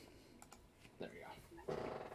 But seriously, the snack box I sent to you, it had a bunch of nano robots in it that are now living inside my body. When we went to the international market, we were trying to look for plops. There was a lot of Swedish. They had Swedish stuff there, but there was no plop. They had no plop. They had other Swedish snacks that I'd never seen before. Nothing that was in your box though. So everything you got me was different because they didn't have anything. I know everything, just everything. Nanobutts. Jeffrey. Welcome, Pans. Pans. A Pans. Welcome to A Pans. All right, let's get back to the Super Famicom games. We got completely derailed. Plop and all the other shit. Plop and all the other shit. That's funny. Might be scheduling too. Some YTers. I miss a lot of their streams live or can't comment because work got me busy, but I'm listening in. Yeah, that's true too. Maybe they work mornings or something. It is possible. Alright, anyway, getting back to the Super Famicom games, we've got this one here. This one is Muscle Bomber, the Body Explosion. I freaking love that name. The Body Explosion. Look, you got Hager here looking like a daddy. He's Freddie Mercury Hager right there. So this design here, this artwork is done by Hara Tetsuo. Tetsuo Hara was the artist of Fist of the North Star. So if you look, like, these designs look very Fist of the North Star, don't they? That's because Tetsuo Hara did the artwork for this game. This came out in America as Saturday Night Slam Masters. Are you guys familiar with that game? This is the Japanese version of Saturday Night Slam Masters. Guy at the bottom gives the most Fist of the North Star. Oh yeah, dude, he is basically blonde haired. Let's focus. See, there we go. He is basically a blonde Kenshiro. This guy right here. He looks like Kenshiro, but blonde. And then Hager's just like, I'm a dad and also the mayor. But I also wrestle. For funsies. That was also on FM Towns Marty, which is the best version for home of Muscle Bomber, is the FM Towns Marty version. That is by far the best version of this game. Then it would be this game, and then it would be the Mega Drive version, I believe. Brandon Cruz says, I want Hager to pile drive me horizontally. Is it more like Fist of the South Star? Fisting South Star. Who doesn't like to get slammed, says Anu Gamer. Is that a punching the brown eye reference? We should do the gachapon. Oh yeah, we gotta do gachapon giveaway. I only talked about one game. Gachapon giveaway. I guess we can, or we'll do it. We'll do it at 11. Yeah, I'll do it at 11. Let's do it at 11 o'clock. Nice even number. We'll do the gachapon. All right, these next ones here. I guess I could just pull all of the games from this series out. Just do it. Really quick here, just so I can talk about them. Let's talk about it. Except I don't know where it's at now. I don't know how to read. I don't know words. Street Fighter. Alright, anyhow. Let's talk about these two. I can't find the other game in its series. So I guess I'm not going to talk about it. But here's a cool Nintendo property that doesn't get a whole lot of love. And that is Panel de Pon. Panel de Pon never came out in America. And it has these cute characters that Nintendo never used again. But this game did get a US version for the N64. But it was called Pokemon Puzzle League, I think. And it was basically the same puzzle game as this game, Panel de Pon. But instead of these girls, it featured Pokemon characters like Ash and Pikachu and a bunch of other basic ass shit that people in America knew, right? So obviously, you know, you're gonna change it to a property that people know, so people will buy it. No one's gonna buy it if you put these random ass girls in the game. But this is a great puzzle game, and yeah, Tetris Attack. Tetris Attack is another version of it. Tetris Attack and Pokemon Puzzle League, and I think some Yoshi game as well for Game Boy. I think was also this engine here, but in Japan it's just simply Panel de Pon. Panel de Pon in Japan's. Let me grab these games. We can talk about that. Talk about Joe. Talk about all Jew. Jew and Jew. Alright. We got some more SNK ports. I guess we should just talk about all the SNK ports already. Did all these games get installed the Polymeter yet? In the box? No, not yet. We still got a lot of stuff to reinstall, huh? More SNK ports. This is Ryuko no Ken. Otherwise known as Art of Fighting in America. We got some artwork by Shinhiro. The guy who draws everyone like looking like George Clooney. Even the girls. She's George Clooney. George Clooney. But they all have like George Clooney face. And this is probably, I don't know, the port is not that good, but once again, like, I had these ports on PC Engine, so it wasn't that great. But if you don't have a PC Engine or TurboGrafx CD or whatever, it was not a bad game to play. Another SNK port here. This is Samurai Spirits, or the first Samurai Showdown. This one is kind of ridiculous. The sprites are so tiny in this game. Super tiny. It has Earthquake in it, but I think the only reason it has Earthquake in it is because they shrunk all the sprites down. Because the Genesis version does not have Earthquake. Because they made the sprites on the Genesis version bigger. But because of that, they couldn't include Earthquake. So Earthquake is in this one, but in turn, they turned everyone else super tiny in this game. Everyone else is super tiny sprites. And no zoom. Yep, no zoom. If you wanted zoom, the only other version that you had to play would be the 3DO version. Which was actually a really good port, actually, on 3DO. George Cloaca, says Jeffrey. But, they're tiny, they're toony, they're all basically George Clooney. That's funny. Should we do the Patreon first? The Patreon giveaway? Yeah, and then the Gacha Punch? Whatever. What would you like? Whatever. How many? Let's do the Patreon people first in case some of them start going to bed. Yeah. We can do them. So let's do that. We'll do the Patreon wheel spin right now. Because I want them to be here. We can do the other giveaway afterwards. Man, I still have a bunch of games to talk about. I didn't pull all my games out because a lot of them are... There's a lot of games that suck. That's why you thought you were going to... You're going to zoom through them. Mm-hmm. We were having so much fun on chat.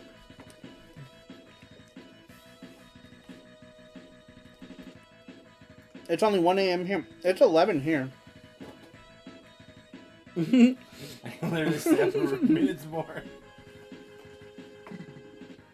So many minutes. Alright. Okay. I'm chewing. Sorry. Chew. Okay, so the winner of this for the Patreon only Wheel spin. wheel spin is Matthew Roach. Nice. Is he here? Is he here? I'm pretty sure he is here because he just typed something out like 2 seconds ago. It's me, he says. It's me, no, not you. Matthew Roach is here. Yay! He's there. Very cool. All right. Let's do wheel spin. Let's do spinnies of the wheel. I got it. So you just spin it. Oh no, okay. No, we need a flat. Yeah, you're right. Because, like, what if you move it? There we go. All right. Here we go. There we go. Can you guys see? All right. And the winner was Matthew Roach. Congratulations. Here we go. Good luck to you, Matthew Roach. Hopefully you win something cool. Good luck.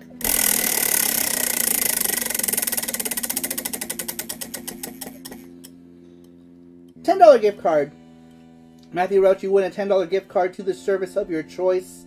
That's between Amazon, Nintendo Switch, PlayStation Network. And that's it, right? Yeah. Any one of those three, you get a $10 gift card. $10 gift card. And then we're going to do, in a little bit, we're going to do another Gachapon. Oh yeah, look at my shirt. You can see it now. It's Engine-kun. He's sold out, but we made more of him. More of Engine-kun is coming. A new revised Engine-kun. Larger charm and everything. Larger and double-sided. Wheel Bradley, turn. Tell us the lesson that we should learn. Okay. You should add a winner is you. Starman. Head is an emoji. We could do that. I'm going to do a Starman emoji at some point. Alright, we're going to do you want any of these? Or not? Are you all... Yeah, I'm all full. You're all full. Ooh, here's a Lucy that's a good one. This one is Zenki Battle Raiden. Zenki Battle Raiden. For the Super Famicom. I don't have this box, but it was sitting here, so I figured I'd just pull it out so I can show you. And then you can move those. I don't know what. Oh yeah, that you wanted to. Yep. Okay. This is super cool, by the way. The Super Game Boy 2 works great. If you have a Super Famicom, this thing is excellent. Love it. Love it! Let's see here.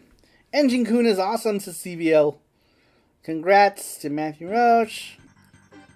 Stefan says, "Hi, Saru. Scott Alberts reported on his YT channel that the PC Engine Turbo controller does not work on original hardware when using the multi-tap. Can you please check that? Thanks." Ooh, yeah, write that down. Well, I'll check it and see if that's the case. And I have multiple PC Engine consoles and taps too. I have like 2 or 3 taps and like 8 different PC Engine consoles. So I'll be able to check it. Wow, that's interesting. I didn't even bother to. I haven't had time, to be honest. But since somebody pointed it out, yeah, I can definitely check. Martel says, "I use the Super Game Boy 2 on my Super NT with the Game Boy camera and the capture card. You can use the Game Boy camera for video calls." Are you serious? How's that work? How would that work? How do you get it to recognize the device? That would be interesting. Just to do, right? One of those things to just to do. Alright. Okay. Let's get into some more games. We got some Street Fighters. We got Street Fighter 2. Street Fighter 2, I got this for a whopping $5. Street Fighter 2. But look how much it sold for originally at Softmap. 4,979 yen. This was probably already the discounted price from whatever ridiculous price they had before. And this one doesn't have a price, but this one is Super Street Fighter 2 Turbo Hyper Fighting. I also have the regular Street Fighter 2.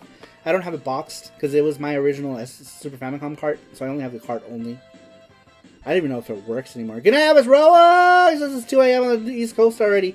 You should move away from the East Coast. Time to come west, Elvis. West, yeah. Time to come west. It's time. It's time. It's time to come west for your children's and your wife. Do it. Just do it, Elvis Roa. Stop pussyfooting around and do it. You just gotta wake up one morning and be like, "I'm gonna do it." Life change happens now. Go west, says Mark Dell. Cammy Love might draw her since it's Valentine's. I need to draw Cammy. I have never drawn Cammy. I've drawn plenty of Chun-Li. I've always loved Chun-Li. I've drawn lots of Chun-Li, doing all sorts of things that she probably shouldn't be doing. But I've never drawn Cammy in any sort of way. You should do Cammy. Yeah, these are cheap. I bought all of these for super cheap. Super cheap. But yeah, I should do a Cammy. A Cammy. We need to talk about that, says Elvis Roa! Elvis Roa! Reggie's moving to the west too. He's either moving here or to Arizona. So you'd be close to Reggie either way. If you move to Vegas. And if he moves to Nevada too, he'd be super close. But even if he moves to Arizona, you'd still be close to Reggie. So you can harass him. You can harass him in person. Drawing some camel toe. Yeah. But yeah, Street Fighter 2 is super cheap. Super cheap. Cammy Charm incoming. Maybe. We were talking about the idea of doing a print set, but nobody ended up voting for Street Fighter at all. I think we got like 1 people to vote for Street Fighter when we did the thing. Because at first I was just going to draw something, right? And then I think Brandon Wallace was like, "Why don't you draw?" He suggested some other things. I think Street Fighter was one of them. And then Sweet Like Sugar was like, "We should just do a vote again." And I was like, "Yeah, I don't know why we're not." So we did a vote again.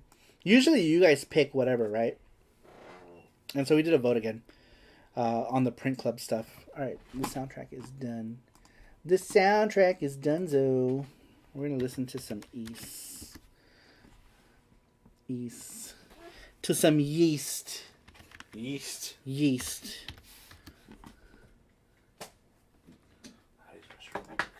Dawn of Yeast. Dun dun dun dun. Dun dun dun dun dun dun dun dun dun. Zelda defeats all other gaming titles. Yeah, we did vote and Zelda won like by some crazy margin. Everyone was like, "Zelda, Zelda, Zelda!" Everyone chose Zelda. So the next print club is Zelda stuff. And I still have two designs I need to finish before print club stuff ends. So I actually need to start doing that. I think tomorrow I'm going to try to get one of those knocked out. Good night, JB. Thanks for stopping in.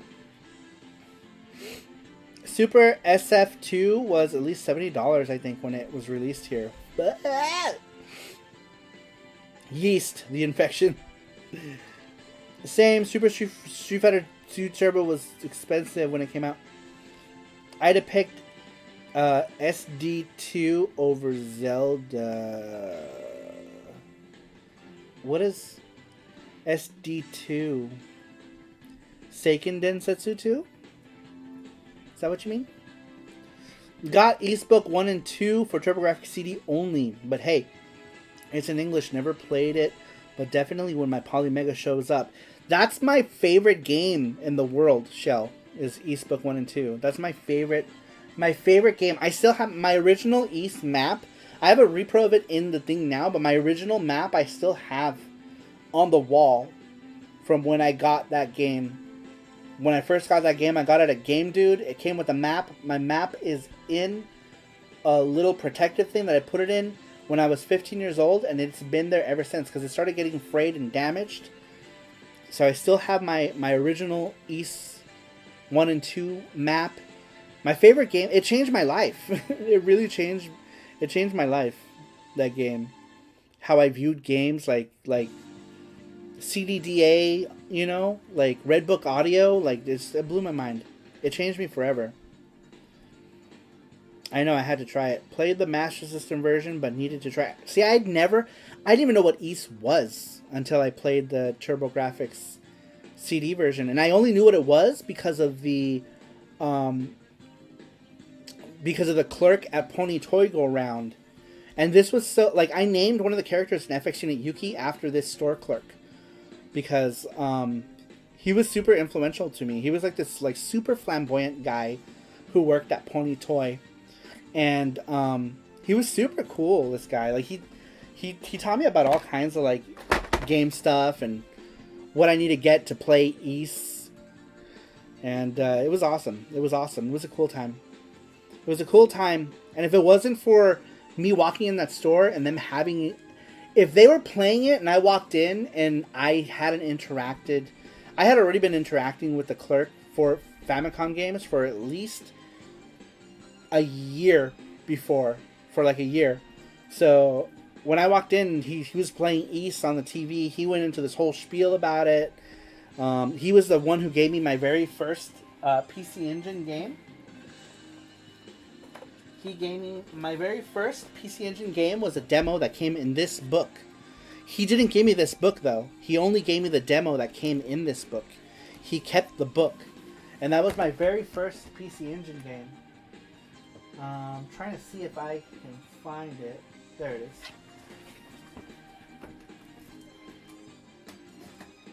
So when I was a kid, I was like 13, 14 years old at this point. And I drew my own cover. This is done with Crayola color pencils. I would have been probably 14 years old at this point when I did this. I did a back for it and everything.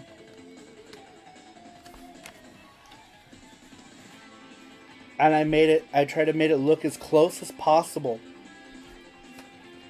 to it. But this store clerk gave me my very first. I later on bought this complete, but he gave me my very first PC Engine game, which is this demo. And so I went and I made my own cover for it, and I don't know. We just got a donation. GT Pickerman donated $20. He said Super Street Fighter 2 Turbo Hyper Ultra Mega Giga. Oh my god, what the fuck, barbecue edition? Oh, that's hilarious. Sweet, that puts us at $90. I think we're $10 away now from funding Super Famicom. We're $10 away to making this charm a reality. I'll have Jesse update the counter here because it doesn't update with super chats. Do demos work on the Polymega since they aren't retail? Yeah, they do. They work.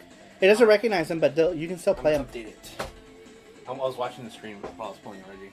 You're pulling a Reggie? I washed my hands. I was telling them the whole story. Well, if you were watching it. Yeah, I was watching.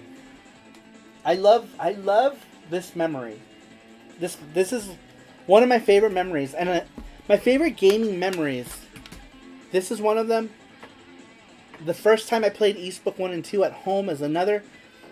because I didn't know that it sounded like this, because they'd never played the games with any volume at Pony Toying Around. They were always playing some crap music in the store, and they just had the game running on the screens. I never knew what it sounded like. Never knew what it sounded like before. When I went to Japan, you guys know Soft Otaku, he wasn't aware that these demos existed. Put this here since it's flat. The monitor. And I was telling him about these books, and he was like, "Oh," and I was telling him how it's got, because he collects shooters, PC Engine shooters. I told him, well, these have the very first demos of Lords of Thunder, Winds of Thunder. They came from here. My first experience with East 4, The Dawn of East, also came from these books as well. And I did videos on all those books. Oh, Super Boo donated $10. He says, "Here you go, new charm." Yes. Awesome, Boo. We did it. We're at 100. We funded Super Famicom. That doesn't mean you still can't donate. If you still want to get your name on the charm, you still can. You can absolutely do so. We did it. Speaking of East 4, this is like my favorite track on East 4. That deserves a... Come on! Come on, Tashi! Come on! Sorry. This track, man. 100% chicken dinner. Says Mark Dill. Come on. Come on, Toshi. Come on. Strange and wonderful that a person in a situation can alter the course of a real life, really. It's kind of magic and something really to ponder. Anyone, anything can affect and change your life anytime. Yeah. It can, and forever. Because I knew what the TurboGrafx 16 was. I knew that they were doing a CD attachment. I didn't give a shit. I absolutely did not give a shit. Just like everyone else in the world didn't give a shit about the TurboGrafx 16. Nobody gave a shit about the TurboGrafx 16 back in its time. If it wasn't for this Nobuyuki guy showing me what the PC Engine was, and also telling me that I can play PC Engine on a TurboGrafx CD, because I had no idea. I didn't know anything. I know nothing. I was 14 at the time. You know, I was younger than that. When he told me, I was like 11 or 12 years old, actually, when he told me about this. This was before he started giving me stuff. This was when I first saw it. I would have been like 11 or 12. I was still buying Famicom games at the time. And I didn't know anything about anything. And he went into this whole thing about the TurboGrafx CD. He's like, I think you can play this on TurboGrafx CD in America. And then he told me but maybe card games don't work. He said, but he didn't know, and he was right. Card games didn't work. But I remember he telling me maybe card game. He's like, maybe card game don't work, but you can play CD games. You can play, I think, on TurboGrafx CD. So I made it my goal to get a TurboGrafx 16. In 1991, I picked up a TurboGrafx 16 from Game Dude. And in 1992, with Christmas money from 1991, and cart pushing money, because I used to push carts, I got the TurboGrafx CD from a place called Japan Video Games in San Gabriel, California. Oh yeah, Jesse pulled... See, this was my original... Here's my original Eastbook 1 and 2 map. See how it's all like frayed? I have a repro in mine now, but this was my original one that I got back in 1992. So this map is from...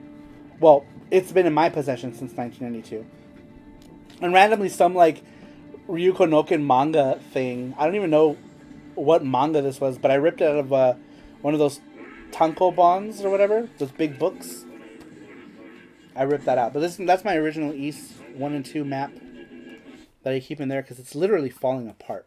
So I keep it in a thing.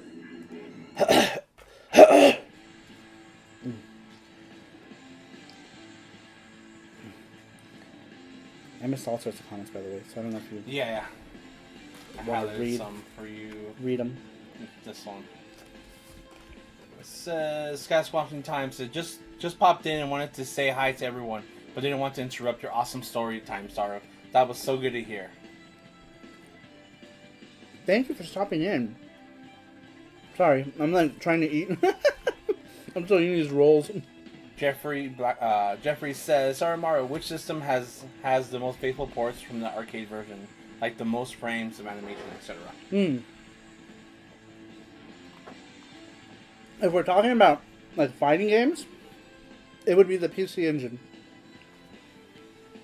Because the PC Engine, if I can find it, I'll just pick one. So the PC Engine had an arcade card expansion that added an extra 2 megabytes of RAM. So this added frames, basically more data. So the frames of animation were always better on the PC Engine than they were on the Super Nintendo or on the Sega Genesis. But that wasn't until like the Super Nintendo later on made a very impressive port of Street Fighter Alpha. And we're talking like 1996 at this point, like way later, right? But there was a very impressive port of Street Fighter Alpha 2. So the Super Nintendo was more than capable. But the problem is that during this time, not talking about 1993, 1994, ROM was so expensive that they weren't able to push those games out like that unless they were pushing them out on Neo Geo. Because Neo Geo ROM carts were $299 because ROM chips, they were expensive at the time to produce. So the best alternative was to play them on the PC Engine or on the Neo Geo CD. But if you're talking about a 16-bit console, the PC Engine was probably your best bet to get the best console or arcade to console conversions with some really good frame rate or amount of frames. That alpha port was good. The way it pauses for so long is real weird. Oh, I know. At the start of each round, it pauses for a long time because it's trying to... It's pretty much... The cartridge is trying not to implode at that point. Those rolls look so good. This is a kimbap. So kimbap is like the Korean version of the California roll. And I've been eating them throughout the stream. Who said that? Sasquatch time? 'Cause I've been popping them in between... And it's funny though, because like I'll pop them in and then ask Jesse to like read something, and then he just sits there and I'm sitting there just chewing on this thing and praying to God that he understands, and I'm asking him to read comments for me. I'm like, what? Yeah. Matthew Roach says, I know that for Capcom Marvel fighting games, the Saturn is more faithful with the 4 meg expansion. Oh, for sure. But this was later. We're not talking... This is in the 32-bit era by this time. By this time, everyone was able to make things that were closer to the arcade. But back before the Sega Saturn, I mean, the Sega Saturn didn't come out until 1995. The arcade ports with the RAM carts didn't start becoming a thing until the end of 1995, 1996, beginning of 1996. So the PC Engine was putting out these arcade ports by the end of 1993.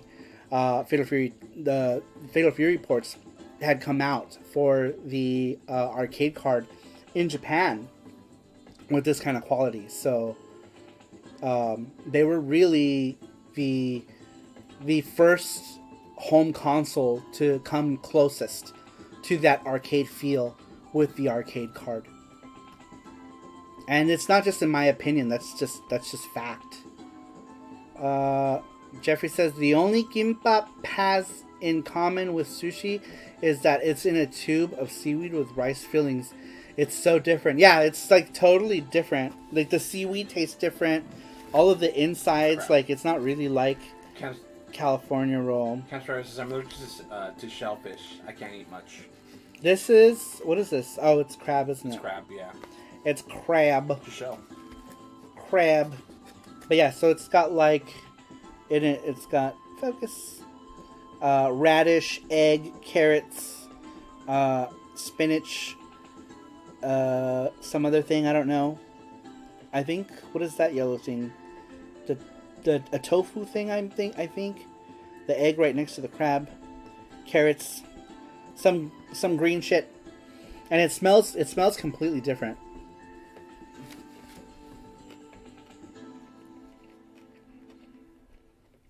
It's crunchy. Mm-hmm. It's got like radishes in it.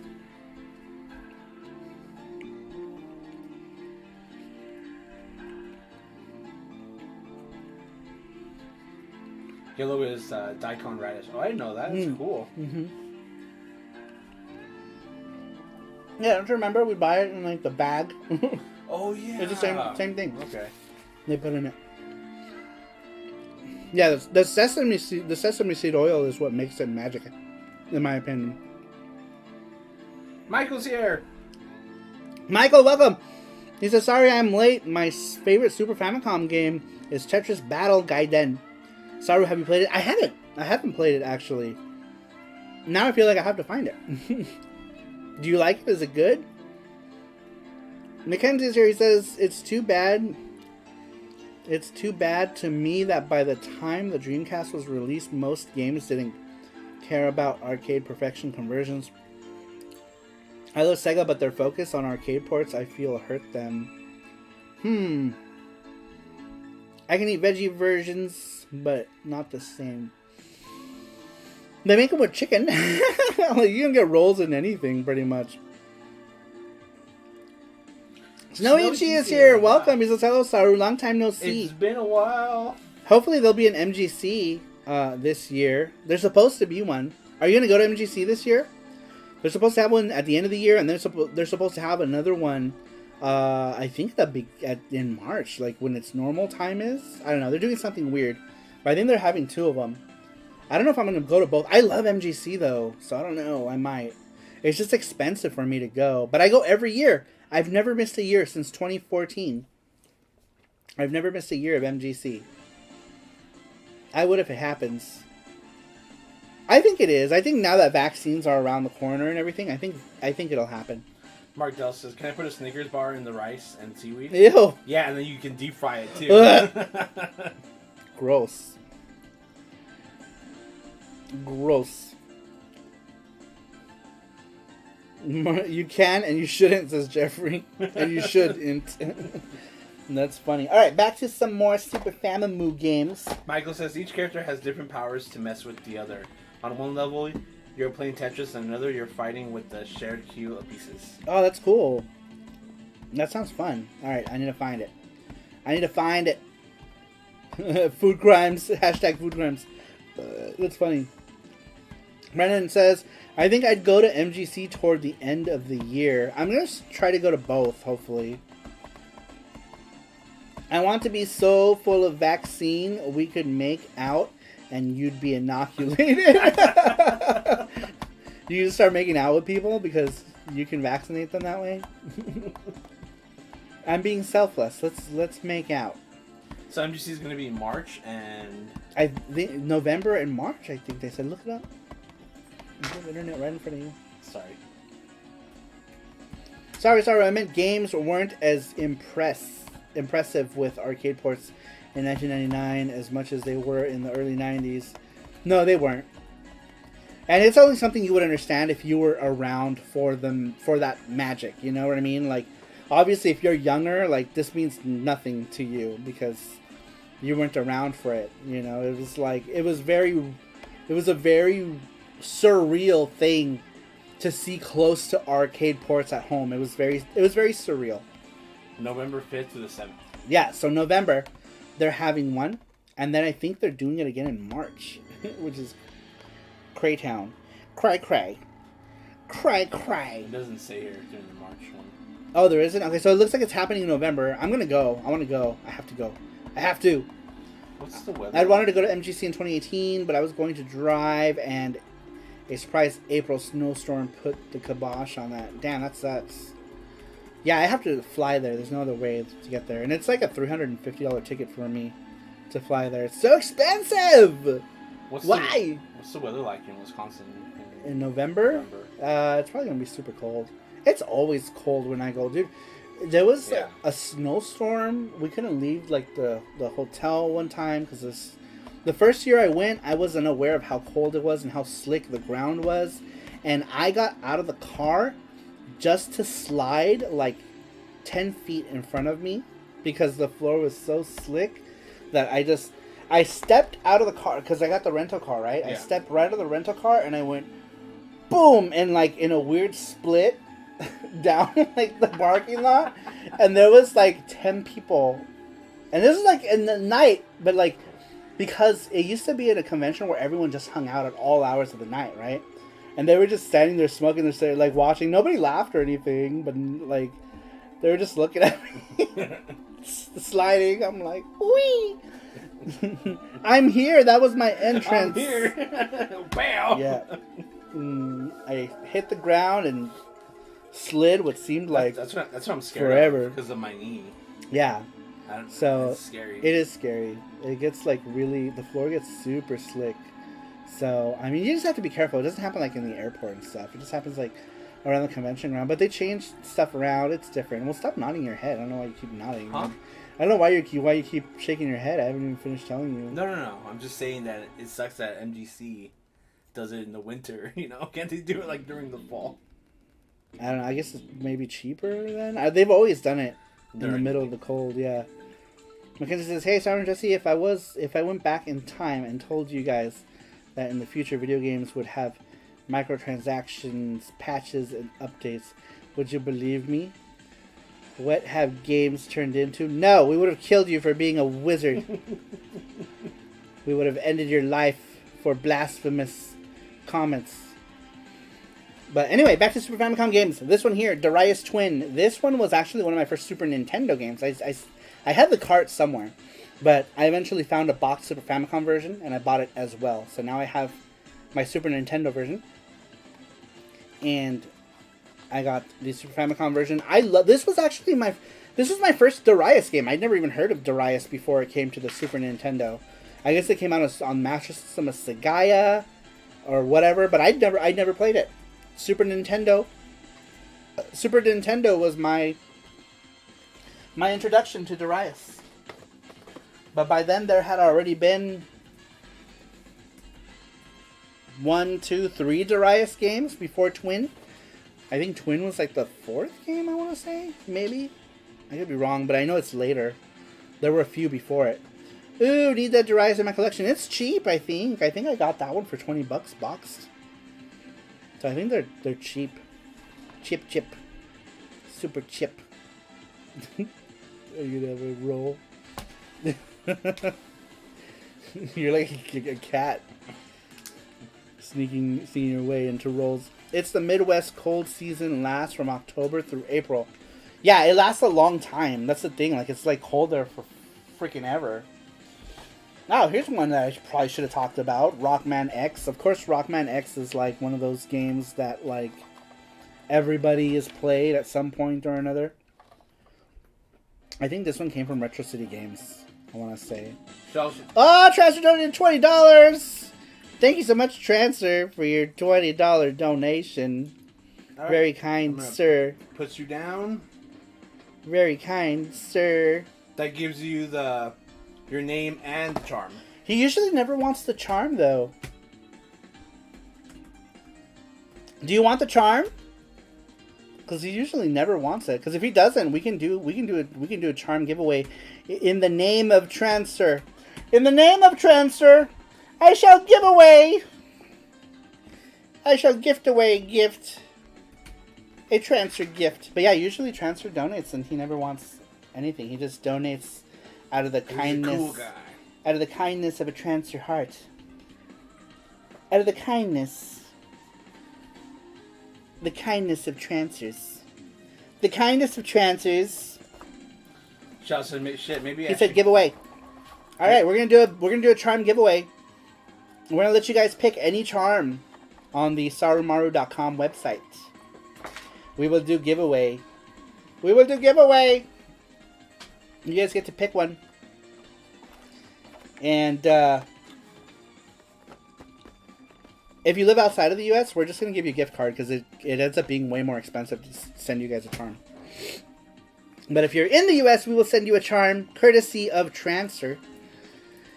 And Transfer gets his name on the package. It's funny because like we never sent him a charm ever because he never wants one. But he's got his name on so many of these packages. Look right here. Boom. Transfer. Boom. Transfer. 247. I wonder if I have any more in here with packages. Alright, we're gonna do it like right now. Right now. Alright, let's do it right now. I posted the link right after the gachapon. So we're doing the gachapon link. Everyone probably already signed up for. Yeah, so if you haven't signed up for the giveaway, then do it. But if you did, we have your name in there. This is Jenny. I think she's so bright. I know. This is shining off. Isn't she cute? Look how fat she is. She's so fat. Speaking of East, we're listening to East music right now. We've got an Adoru. We got this one. I'm really happy with that design. That's good. It's good. Yeah, like that. It's funny when you did that. Then it lost focus. Oh no. It didn't like that at all. Cover your face. I think it doesn't like the dim Cover light. your face. I know, but it was. Do it. Anyway. What's up with his groin? With whose groin? Adolf's? It's just an armor piece.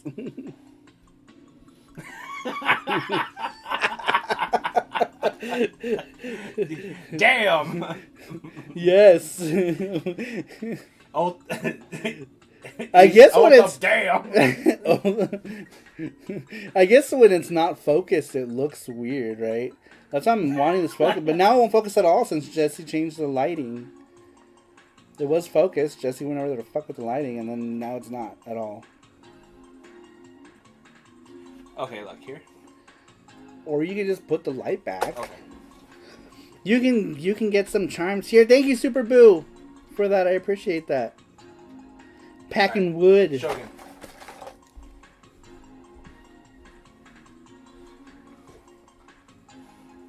I'm covering my face.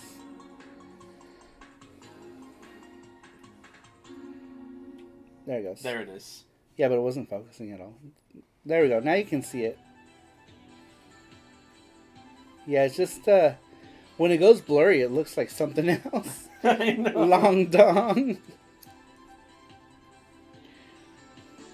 Packing wood, says Gizmo. Long. Oh my god, it's so big, says McKenzie.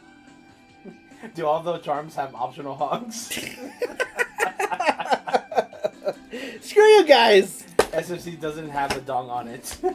You know what? Whatever. This It'll show. Giant metal peen. You guys are making. You know what? This show is over. Good night.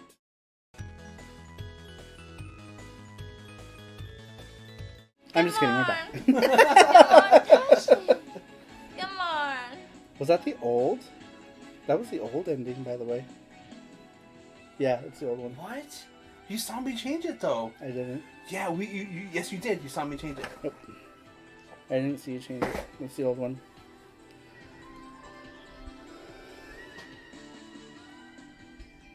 Yeah, that's the old one.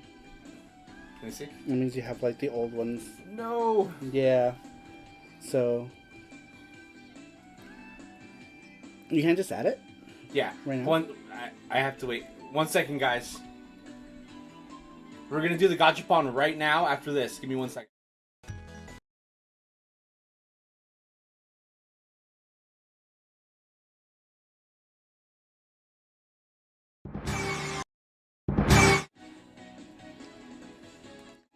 It's like suddenly my face. Come on. There it is. Suddenly my Come face! on, Tashi. Come There on. we go. That's funny. It's funny because I did that just for fun and then noticed that that's the wrong ending credits. So everyone who like paid to be in the thing. Did you click on this one or this one? Yeah, I don't know. Because there's two. Two what? Two endings? No, Two I didn't. endings. No, it was the one I literally just saw you change the old one out. It was the old one. I don't want to check it right now. I'll check it later. Panda's working out the technical difficulties. Yeah, Panda's Well, today was he's having a day today. I know it's because of the whole electricity and stuff, and we're doing things last minute. Yeah. It's the Dawnguard Skyrim DLC. Dong! All the dong. Alright, let's go ahead and let's do the... Oh wait, we still gotta do the Gachapon. Which one do we do first? Do we do the Charm? Well, let's ask them. Do you want to do the Charm or the Gachapon? What should we do first? Should we do the Gachapon machine first, or the Charm? The Charm that, Transfer donated to... So that you guys can have. What do you guys want to do?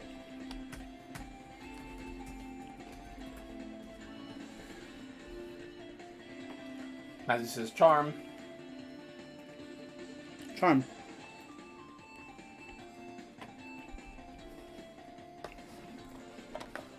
Charm.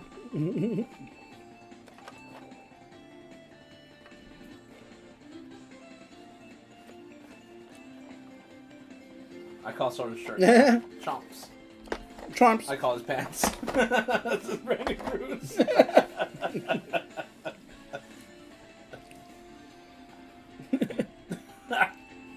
Chomps. Alright, so we're doing Charm. Charm. Okay. Alright. Alright, the Charm. We're gonna give away a Charm right meow. Charm, Charm, Charm. The Charm winner. Winner!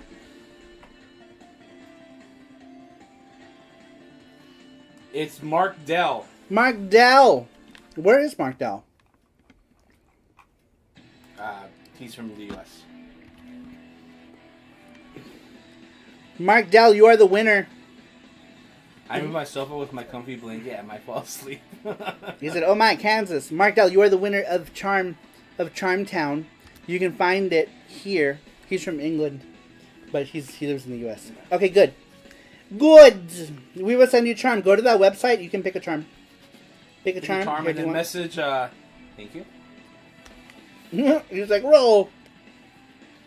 Message me on Discord. If you can't find me on Discord, then just message Sorrow.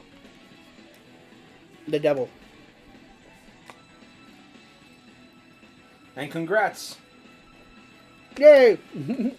Thank you, Transfer. All done. Thank you, Transfer, for your... What's that? Mm-hmm. For your $20 donation. Yeah, thank you, Transfer.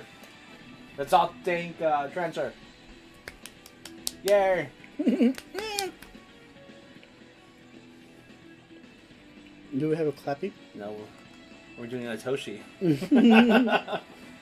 Let's all, come on, Toshi. Awesome. Thank you, Transfer. There was a Jesse. They didn't see you roll in your mouth.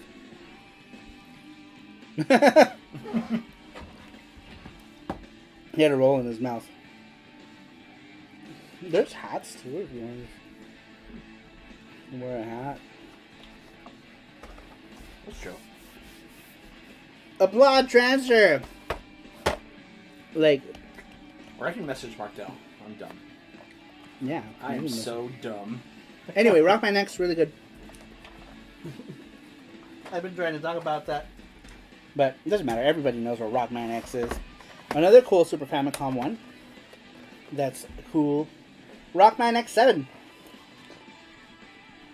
Really good Mega Man game. But y'all know Mega Man, so we don't need to talk about it. We don't need to talk about no Mega Mans.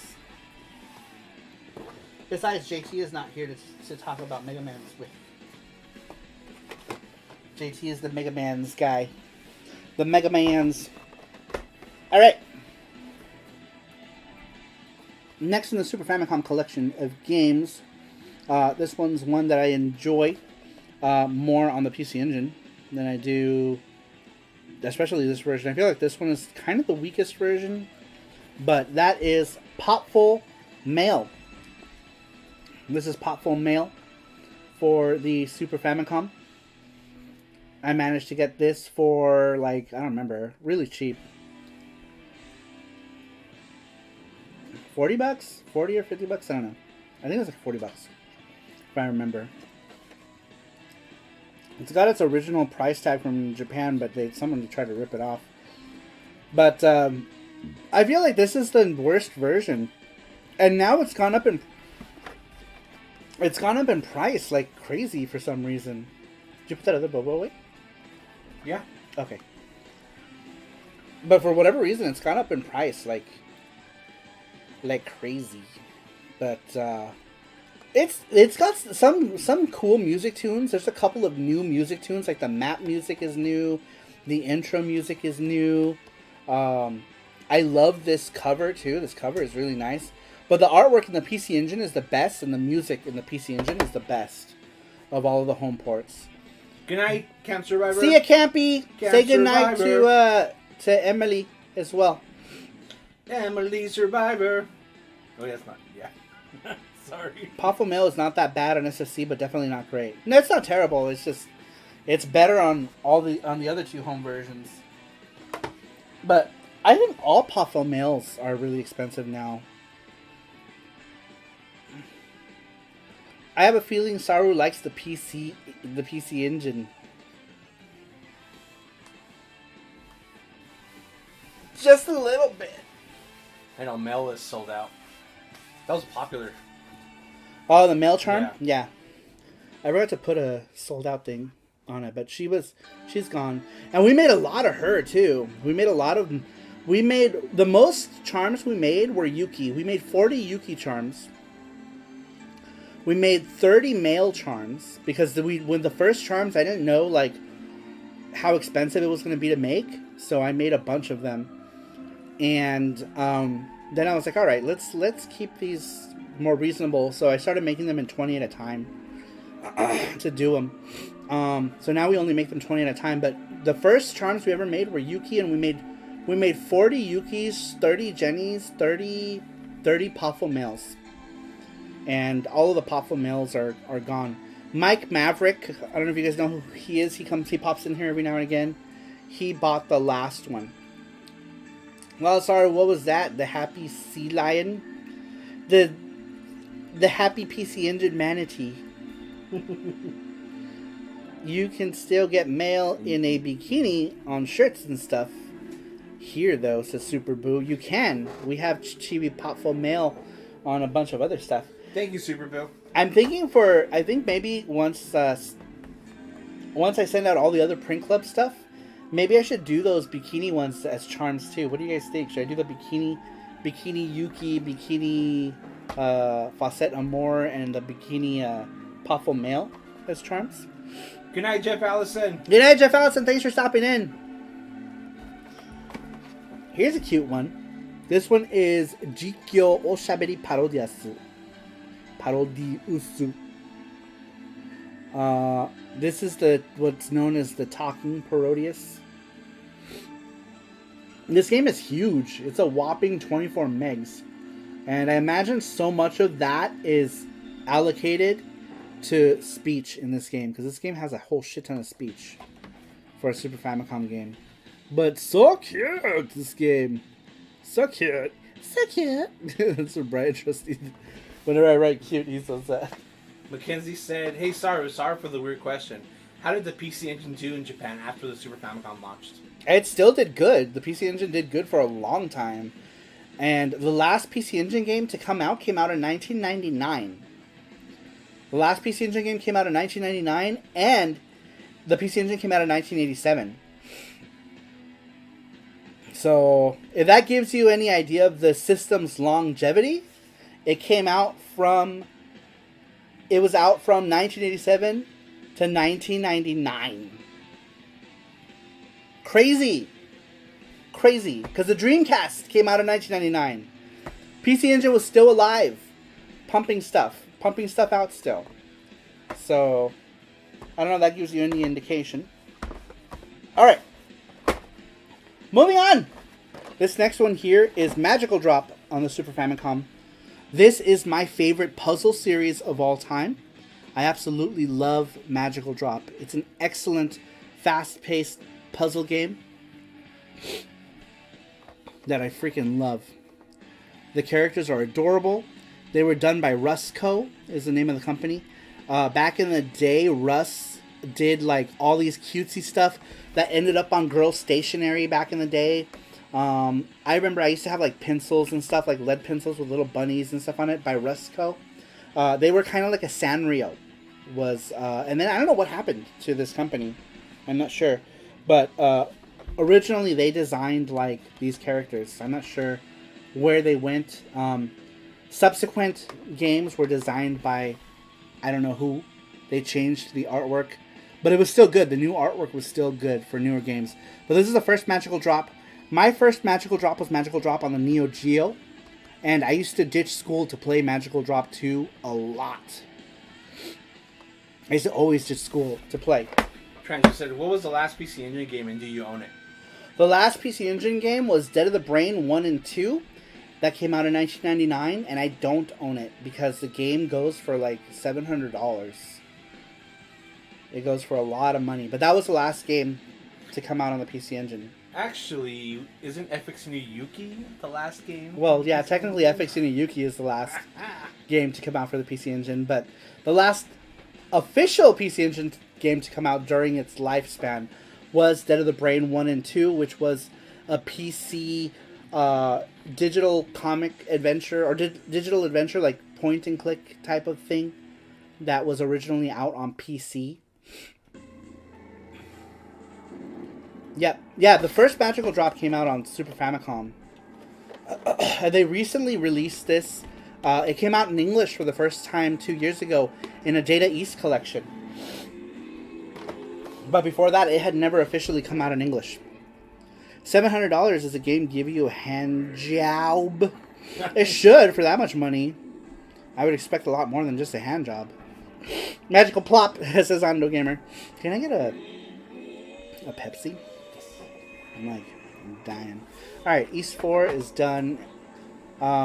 Anyone who... Super Boo, do you have anything you want to listen to? Or GT Beakerman? Or Matthew Roach? Any of you guys have any soundtrack suggestions you want to hear?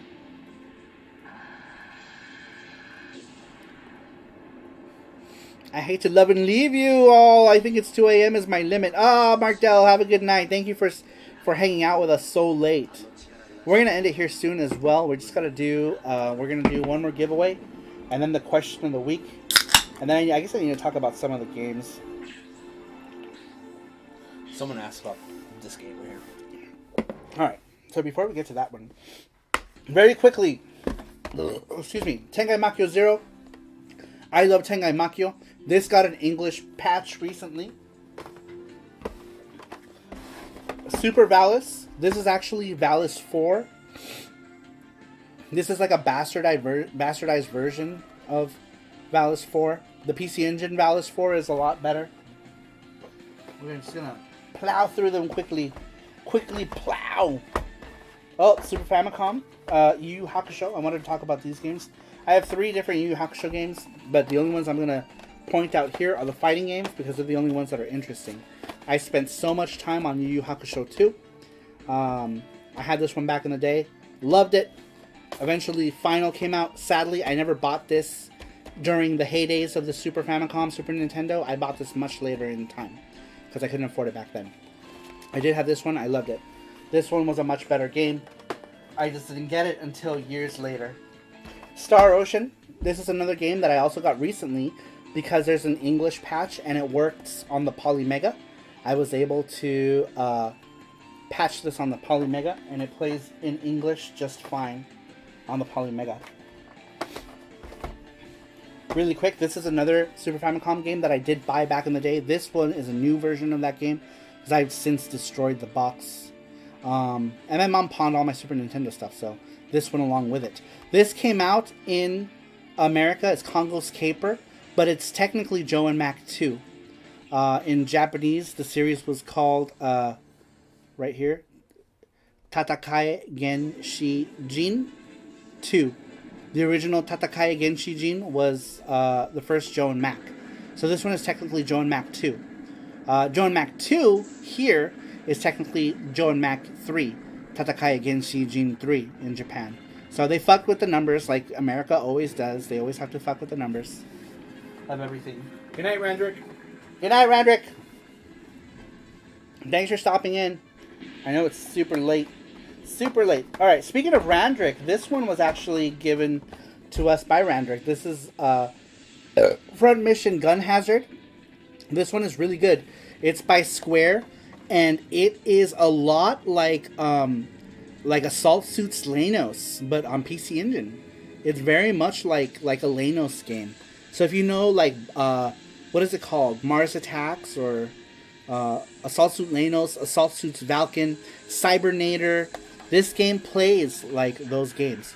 So if you like those games, this game plays like it. Did anyone ever say soundtrack?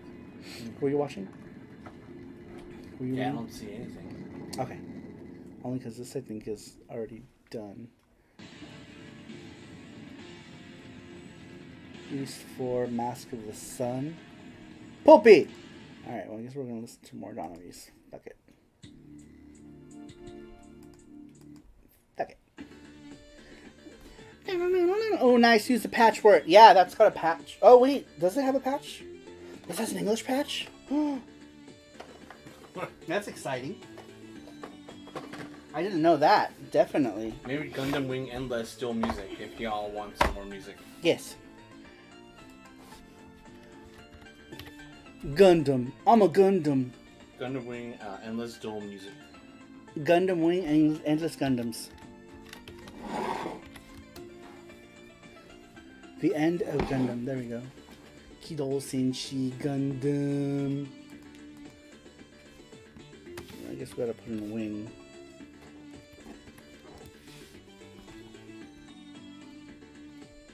Nope. Because I don't know how to type.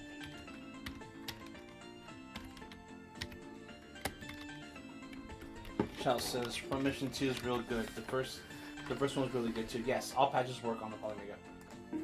All patches that work on the Polymega.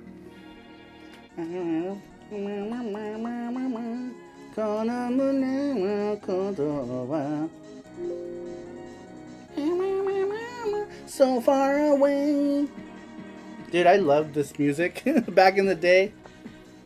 The 2Mix was the shit back in the day. They're like the main reason I got a J-Wave membership back in the day was 2Mix. And then I started renting all the anime, but originally it was just to dub tapes of Japanese music, and I got my J-Wave membership just for that. When I was a young Saru. All right, next one. This is a series that everyone loves. This is Twinbee. This is Poppin' Twinbee from Konami. Absolutely love this art. Super cute. Super cute artwork. This one is the Twinbee that introduced a lot of important characters in the series that would later on appear in other games like Twinbee Yahoo and the Twinbee RPG and Twinbee Taisen Puzzle Dama, which is the puzzle game. This game introduced all of those characters. This game is very affordable on the Super Famicom, and it's great. It plays really well, and I feel like it's a really underrated Twinbee game too. I feel like not a lot of people give this one love, and it's so quick and easy. Not easy to play, not quick really. Detana Twinbee, or Twinbee Yahoo, shit, I'm getting confused. Twinbee Yahoo was quick and easy. That one's actually harder, a lot more of a challenge. Alright, we're getting down to the last few games. This one here, Seiken Densetsu 2. This is Secret of Mana. This is Jesse's. He likes all the Seiken Densetsu stuff. I love the clay stuff. And this artwork right here is freaking amazing. It's like a painting, right, of the mana tree. And you got all the characters at the bottom. Really cool. This can be played in English on the Polymega as well, with a patch. Alright, next one. This one here is Battle Tycoon. The original PC Engine game. This is based on that. It adds like a couple more characters, but it takes away a bunch of stuff like cutscenes, and the music is shittier, but the gameplay is still, for the most part, intact in Battle Tycoon. The PC Engine version was called Flash Hiders. if anyone is familiar with that. It's a great game on the PC Engine. Also underrated in my opinion. A lot of people hate it and they say it plays like shit. I disagree. I think it plays really well. Mackenzie says, hey, sorry for another question.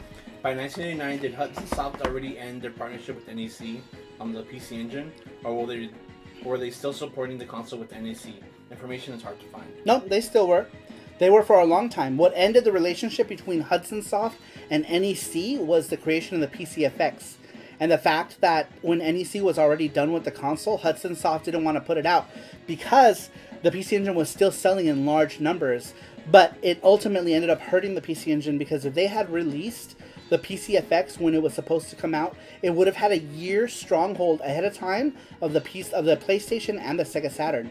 But because Hudson Soft didn't want to hurt the sales of the PC Engine, they decided not to release the PCFX when they originally slated it to be released. And because of that, I think it hurt it greatly. It hurt it because it came out only like months before these other systems were meant to come out. So like no one was going to buy a fucking PCFX when they knew that the Sega Saturn and the 3DO was out. Everything else was coming out. It's like these systems were much more powerful. So that's actually what ended up ending the relationship between Hudson Soft and NEC. Was the PCFX was ultimately the nail in that coffin.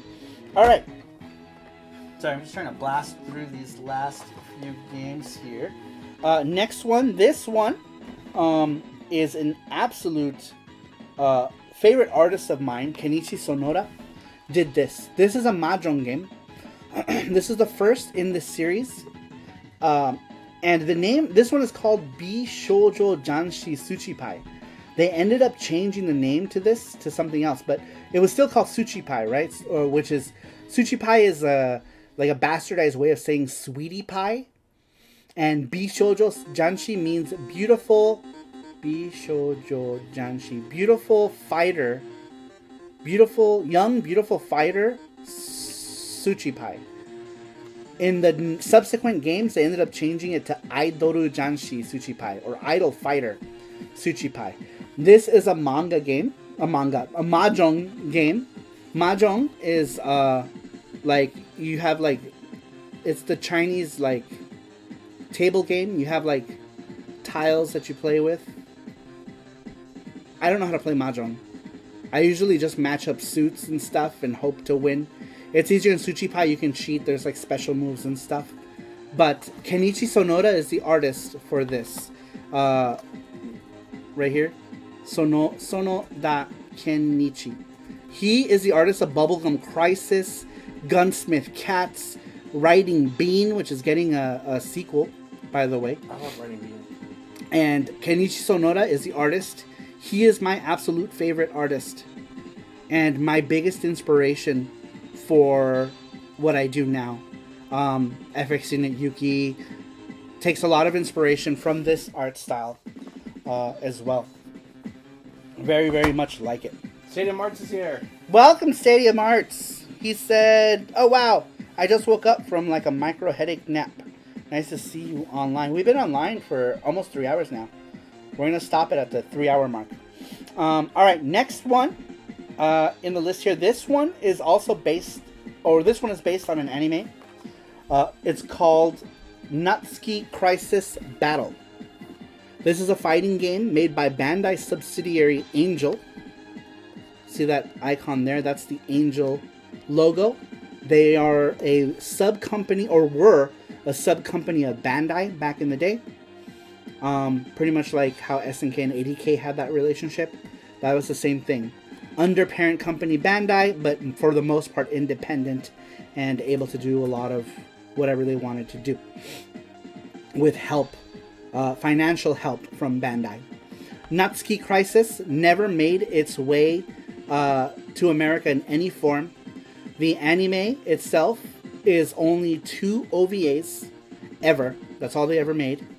And the manga ran a lot longer, but only 2 OVAs were made.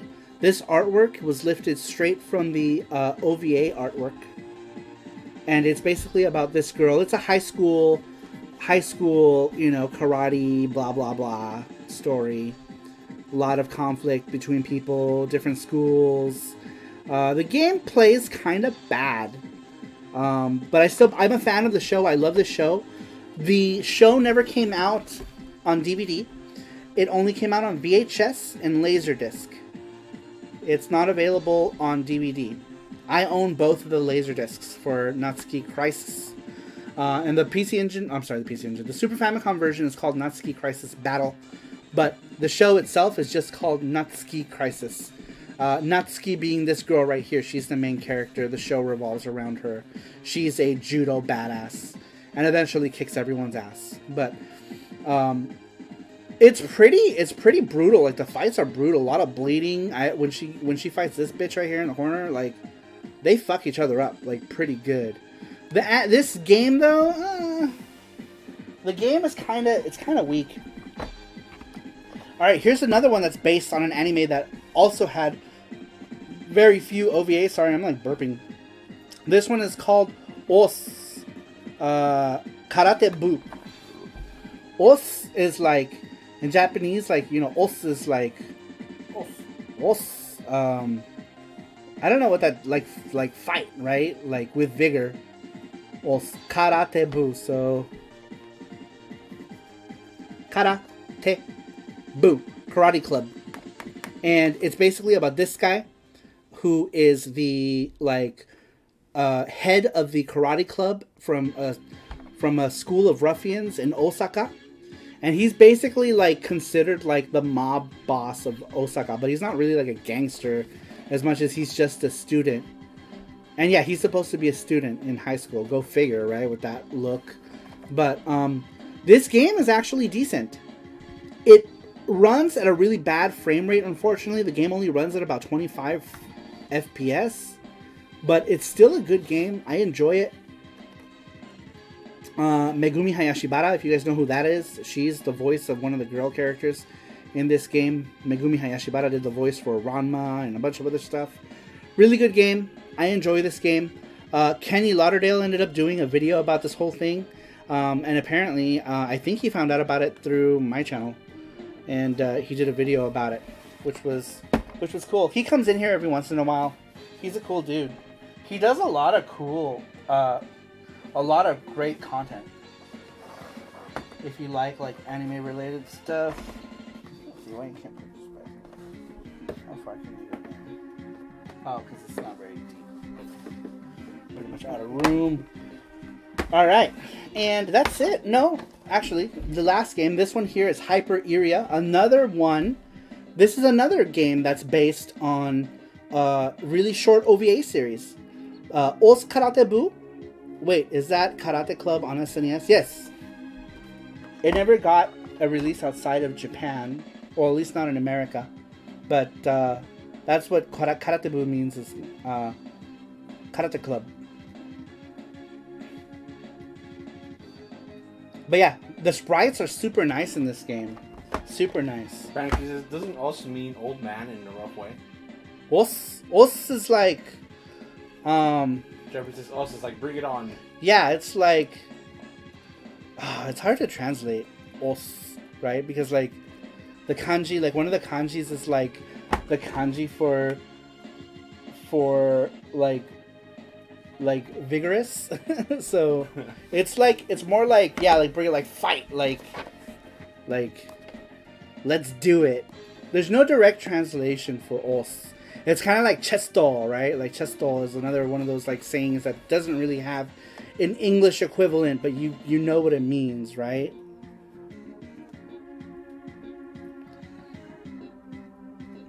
Yeah, and like nowadays people can say, like, they say os to each other, right? Like os is like hey, right? But it's not really like, I guess they use it as a greeting, but it's not really like,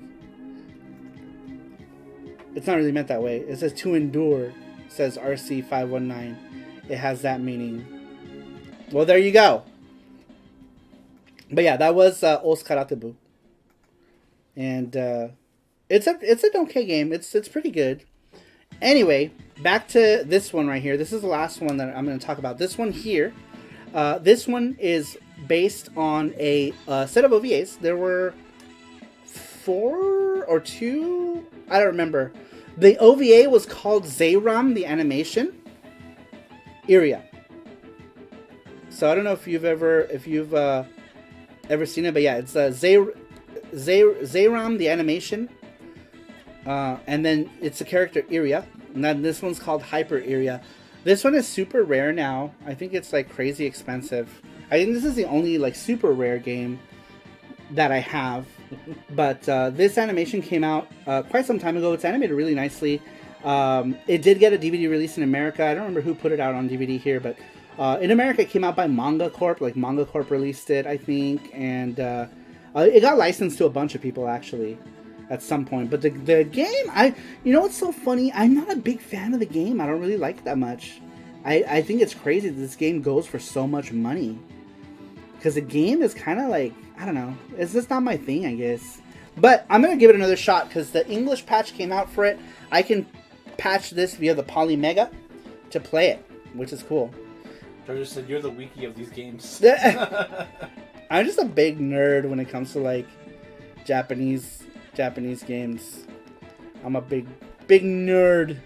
And a lot of them have so many like anime ties, right? So I just happen to know like those animes that they're tied Jeffrey to. says Hyper Area art looks really pretty. Yeah, dude, the artwork is so good in it. The OVAs are... Watch the OVAs. They're called Zayram, I think, the animation. And they're nice. They're really nice. Really nice OVAs. Watch the anime. You can watch it on, like... I think Retro Crush might have it. Maybe. It's old. Actually, the best games are the cheap ones, says Ryan519. Yeah, a lot of... It's funny because, like, that game is, like, super expensive, but it's not that good. I played games that are, you know, $20, $40 that were way better. So, I don't know. Eventually, I think I'm just going to sell that because it goes for a lot of money now. So, I think I'm just going to sell it on eBay or something. Or trade it for something that I want. That's expensive. Because I'm not really big on collecting Super Famicom stuff, really. Super Famicom, I just want to get the stuff that I want, that I really want. But I'm not in a big, like I don't have to collect every single Super Famicom game. Alright, let's go ahead and do the Gachapon giveaway. Okay. Are you okay? Yeah, I'm just waiting for you. Oh, okay. We're going to do it now. Yeah. Sorry, we're gonna yeah. Cool. We got... Oh, yeah. It's over there. Yeah. Very cool. Alright, so we're going to do the Gachapon giveaway now. It's the same exact link. There's Gachakun. There's his face. Right there. So we're going to go ahead and do that giveaway now. If you entered any of the other giveaways today, you're already entered. You don't have to put it back in. And Jesse's going to draw a winner right now, right? Yeah. The winner is James Malloy. James Malloy, you're the winner of this week's Gachapon. Set a timer for 1 minute. Sorry, Mario, do you have a copy of the Sailor Moon side-scrolling beat-em-up? I think I do. I didn't even talk. I talked about the fighting game, huh? Where do we have any other Super Famicom games anymore? I think that's it. And over here. Oh. Yeah, I grabbed those already. I think that's it. I think I do. James Malloy! Oh, he's here! He's here! He's here, James Malloy. Alright, James Malloy. James Malloy. Pick a number through 1 through 4. 1 through 4. But you get bonus balls because you are a member of the Sarupro, so you will get bonus balls. Bonus! Boner! The Sarupro gets bonus balls. Pick a number. The way it works, for those of you who are new, because there's a lot of people here who are completely new, the number that you pick, the grand prize has to land. That's the prize that you get. If you are Sarupro, you can pick any of the 4 prizes plus 6 bonus prizes, but the big prize still has to land on the number that you pick. What did you pick? What number did you pick? You picked 3. Alright. First ball. You can show it over there. Right now. First ball. Ooh. Oh, first ball is this Sarugurumi Yuki Charm. These were never available for sale. These were only part of the Sarupro thing. It's a Yuki Charm, basically. That was ball number 1. Ball number 1. Ball. Ball.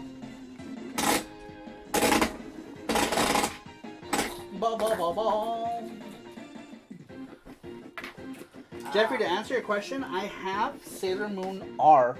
I just don't know where it's at, but I do It's have Sailor Moon R. a Tails charm. Ball number 2 is this guy right here. Oh, excuse me. There he is. Tails.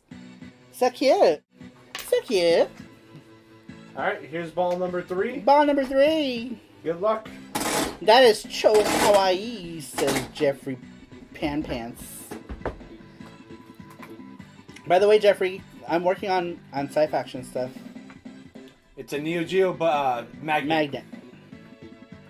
Number 3 is Neo Geo Magnet. Alright, number 4. Alright, number 4.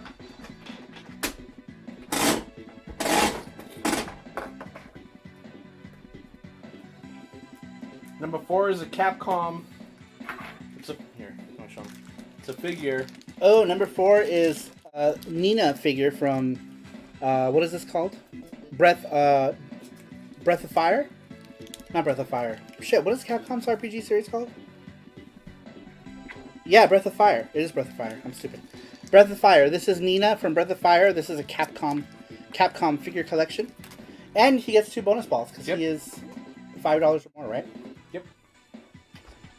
Yeah, Jeffrey, I mentioned it last time when you were here. I don't know, maybe you didn't hear it. I'm gonna turn sci-faction into a beat 'em up. And I was actually gonna talk to you about it to see if you were interested in providing input. And then here's bonus ball number 1. This is Robi-chan. Robi-chan is part of the Hardware Friends. She's like the Rob the robot. I might be too close. Am I too close? Let me do like last time. Put it out of the screen and put it back in. There it It goes. worked. Oh wow, that does work. Sweet. Interesting. There it is. Look how cute she is. She's adorbs. She's a fat little Rob the robot. But a she. And she's blushing. And her name is Robi-chan. Alright, last one. Loop me in somehow. Such a fun world you've made. Well, I mean, because you helped me come up with so many of the characters' names and stuff. I think it'd be fun if you were helping. Damn, so many. I There's know, a lot of charms yeah. in there. All right, last charm is this guy here. This is a GT Nyan. Oh, these are almost gone, aren't they? Yep. I'm so- Other side. Do that. This way? Yeah, this way. Oh, yes, not. Oh, no focus. Come on. It's only focusing on my fat face. Do it like this. Not with your fingers. Oh, Yeah. like that. Yeah, do that and then go back.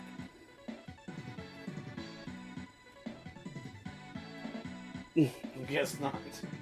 It just doesn't want to This is, like, focus on him. black, probably the camera. It just doesn't want to focus on him. Camera's mean. There's a Jesse hand. But anyway, he's the last one. So yeah, pick one. So you have all of these guys. Let me see if I can just put them on my hand. That's true.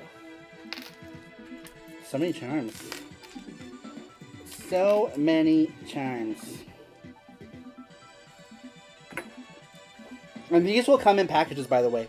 We just put them in the ball just to show them. But we will send them in packages. So I know James Malloy has all his charms packaged and displayed on the wall. Which is cool. Did you ever see James Malloy's setup? How he has all of the Yeah, I did. the charms? He has them all like on the wall. Let's see if that'll work. Does that work? If I do that? It did. Yeah, except that those other ones are flipped around. Flip Alright. around! James Malloy, which one do you want? You get to pick either one of these charms. The one that I want to show is not flipping around. Yep. Fucker. There we go. Oh, now you can see him. There he is. GT Nyan. He's like my favorite. But I'm like, of course, biased, right? Because PC Engine. You also have a Neo Geo Magnet. Or Nina from Breath of Fire. So you can pick any of these four. The only one that doesn't come in a package of the charms is this one. Because this was part of Elite Elite stuff. Jojo says, I freak every time I see Tails. Ooh, GT Nyan says Jin-chan. Jin-chan! GT Nyan. Welcome, Jin-chan. Where have you been? I'll go with the number 3 I picked. The Neo Geo Magnet will be nice with my MVX. MVSX, Also, cool. Alright, so we'll go ahead and pop that in a bubbly for you. that's funny. The last 2 Gachapon was, they're Neo both all Geo? magnets. Really? They wanted magnets. Oh, that's right. Yeah, the last person who won wanted a magnet too, which is cool. Nobody. Very cool. Yes. We both thought that, magnets were going to be popular. That's great. That weren't. Yeah, we didn't think that people wanted. We're gonna want the magnets, but people do. And by the way, you guys, FX. Where's the FX Yuki mousepad? Oh, I'm good. Very cool. Sarumaru, when does the Elite Rewards ship out? I want to try and get 2 pins from you. What date do I have until? So we will be sending them out on the 15th of March is when we start sending them. So the way we do it, all of the Saru Print Club stuff goes out at the at every quarter, right? So we have January, February, March. March goes out March 15th. And then April, May, June. June 15, between June 15 and the 20th. July, August, September. Middle of September. And then October, November, December. Same thing in December on the 15th. Messages as well. You get a discount because he's Elite. Oh, yeah. So don't buy them on the shop. Message us. Because you get $2 off of pretty much every item. You get $2 off. Elite members get $2 off of every item, and you get free shipping because they ship with your Elite stuff. So make sure to let us know directly if you want any charms, because you get discounts on all of it. Or anything on Sarumaru.com. You guys get discounts on... Elite members get discounts on all of the stuff. That's part of the reason why you're Elite. And of course, all the bonus stuff. But anyhow, we have FX Unit Yuki mouse pads. FX Unit Yuki mouse pads next week. And we're putting them up for Saru Crew first. They'll be $12. Anything that doesn't get sold will then go to Sarumaru.com. But they will... whatchamacallit? I've been using this one, so it's a little dirty. This is my new mouse pad, but we also have the PC Engine mouse pad. So our first 2 mouse pad sets are just PC Engine. This one says PC Engine, playing with yourself. That way it's not. Yeah, I know. My eyes are like flipping out right now. Playing with yourself since 1987 is one of them. And then the other one is this one. So Elite people, the Elite people get these for $10. Everyone else gets them for $12. So if you want any of those, you can also get them put in your package for $10. These are the only 2 available right now. We will be making more designs once we start selling some. Because basically what we do is we sell stuff, we put them back in to make more designs. And then we make more designs with the money that we made from the stuff that we sell. So basically we just put the money back in. And then once we have several designs, then we start making money because people start buying more. And we start making profits. But in the beginning... we always start off low because we have to use that money to replenish, to buy more. That's why when we first started, look how many charms we have now. We have 1 billion, right? But when we first started, we only started with 2. We started with 2 charms. 3 charms.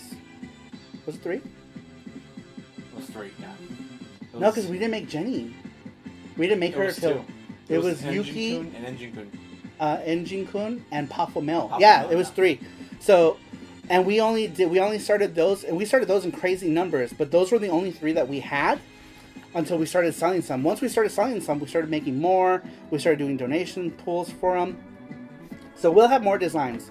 But right now, all we have are the FX Yuki mouse pads and the PC Engine mouse pad, which we'll start selling next week to Saru Crew peeps who want them. And then whatever doesn't get sold through Saru Crew people will go on Sarumaru.com. And you guys can buy them there. It was 2, and it's funny because all those first ones are all sold out. The only one we're remaking is Enjin-kun. But no more Poffles. But it doesn't matter because I'll be making a new Poffle design anyway. So there'll be a different Poffle design. Some people were like, "Oh, I didn't buy Popful." Well, there'll be a newer Popful design coming up soon. All right, now we're gonna do the question of the week, and then we're gonna announce who the winner of the weekly video game competition is. And anyone who wins, if you're in North America, we send you the physical game. You get to pick the game. You go to fxunituyuki.com and you can pick your game there. For anyone who is outside of America, we give you a $10 gift card if you win the weekly. But if you're in North America, that's Canada, US, Mexico, we send you the physical game. Unless you specifically want the gift card, then we'll send you the gift card. And we just don't send it out internationally because it's just way too much money, especially right now with the shipping all fucked up. So we just give people a $10 gift card if you're international and you win. Because it costs us like $20 just to ship an item, so it's too much. Too much!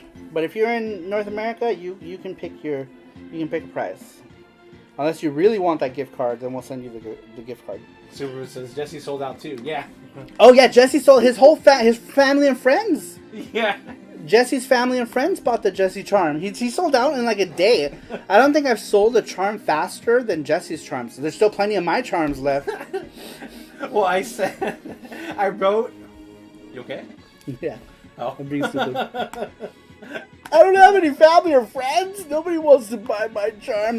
Seriously, there's like 5 charms left of Saru charms. I wrote a post saying, he's like, if you miss me and you love me, buy my charm. If you don't, you must not miss me. And yeah, he did say that. He was like, if you miss me, if you love me and you miss me, you'd buy my charm. And like all his family bought his charm. Oh, that's funny. It was just meant as a joke. Yeah, he was just trying to be funny, right? But he was just trying to be funny, but like his family bought it all anyway. Because he said, "Sorry, Jesse is the star of the show. What an asshole. I just didn't want to make it up." Sam Art says, "Oh, dude, Jesse, you're so damn sweet. Are you okay? Aw." Will you consider doing a Nemo charm? Maybe if enough people want it.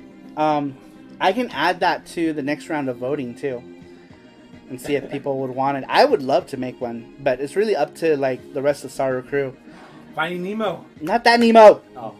Not the stupid fish Nemo. Nobody gives a shit about the fish. Jojo says, "I'll buy yours." He said, "I bought a Saru charm, but with the last Jesse charm." Oh yeah, Brandon Cruz did. I remember.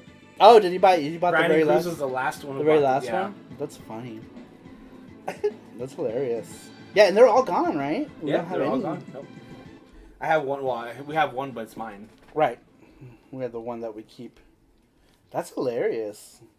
That we sold all 19 of them. That's cool, though. That's great. All right.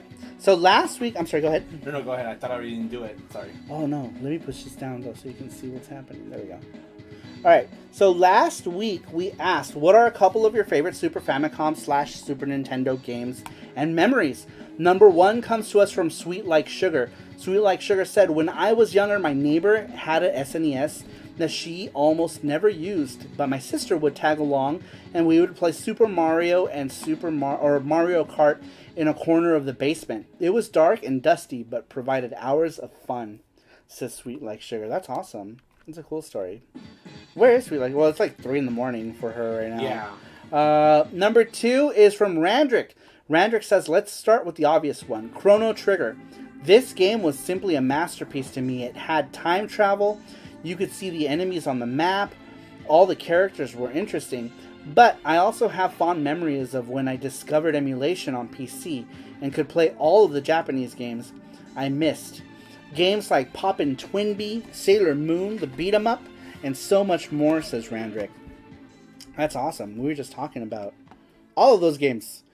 Number 3 comes to us from JT. JT says, "I have a few since the SNES was my main console, and I was playing back when I was a kid. For me, it's Final Fantasy VI, my first RPG that my mother bought in the summertime. That game was so special, and then of course Secret of Mana. It's one of my favorite RPGs of all time. Woo. Yep, and that's actually why we made that charm too. Was one of the reasons was JT. He says basically all of the Rockman games were amazing. I had so much fun with my siblings. JT is a huge Mega Man fan, you guys, and a big fan of Secret of Mana. And we made that Randy charm from Secret of Mana, and we sent him one for his birthday because it's like it was his favorite. His favorite. Number 4 comes to us from Cassius. Cassius says, Super Aleste, Mega Man X, but my heart has a special place for Super Mario World. So many fond memories of playground talk, especially about Star Road and its secrets, says Cassius.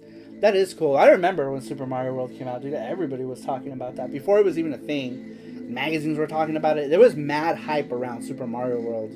Like, did you talk a lot about Super Mario World back, like, before it came out? Was that a thing? Mm-hmm.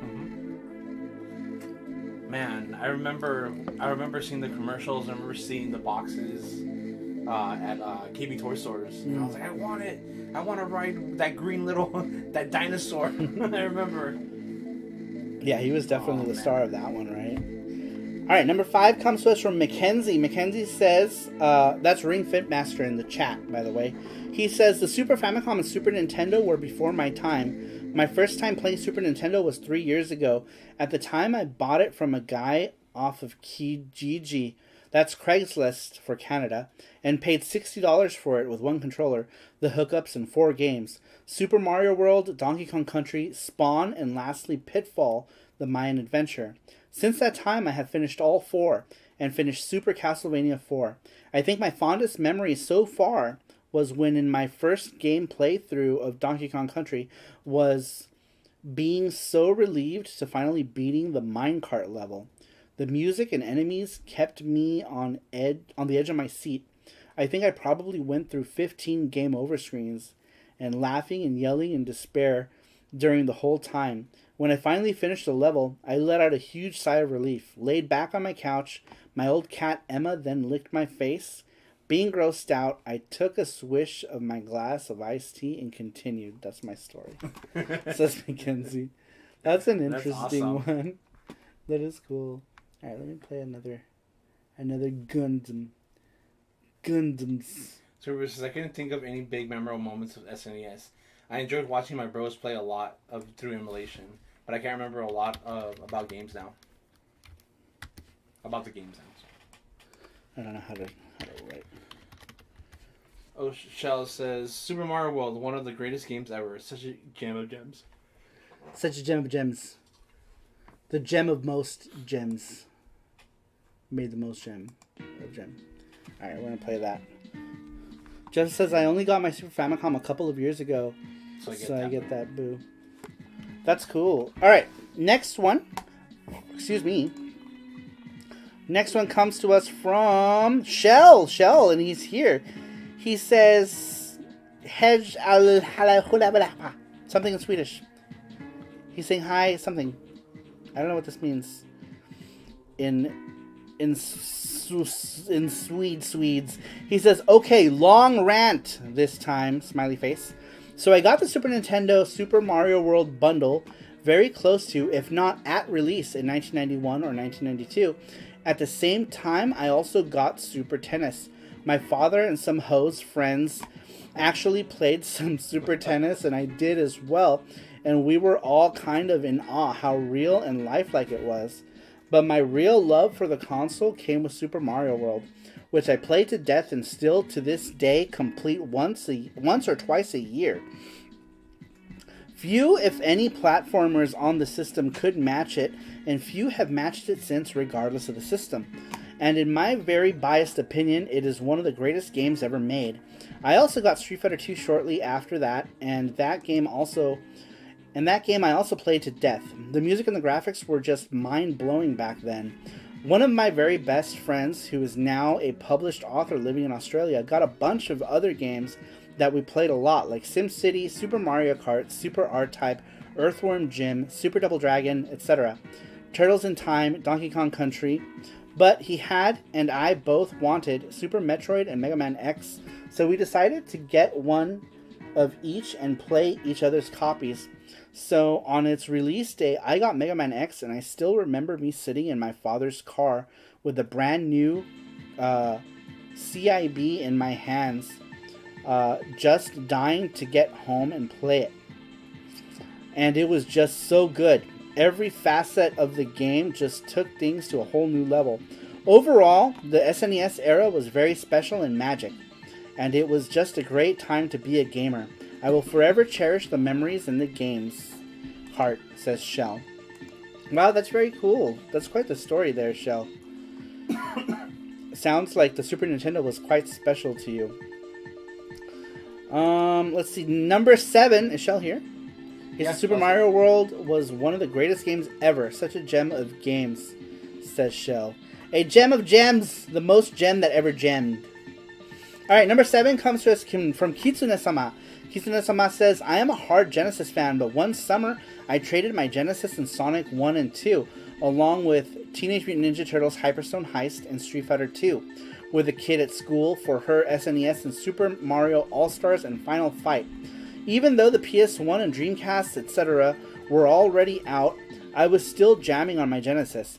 Anyway, I had one amazing summer playing those two, and I have many great memories of playing with my cousin and the neighbor that would come by to play too. I used to live in another place back then, and my backyard was huge and had a lot of mushrooms, onions, and a bunch of trees, birds, etc. Basically, I lived in Farmville back then, so sometimes I would imagine it was a Mario 3 or it was a Mario level, so all three of us would go there and play pretending we were in a Mario level right after playing some Super Mario All-Stars. Yeah, good times. By the way, sorry for the long answers. That wasn't that long. That wasn't as long as Shell's. Number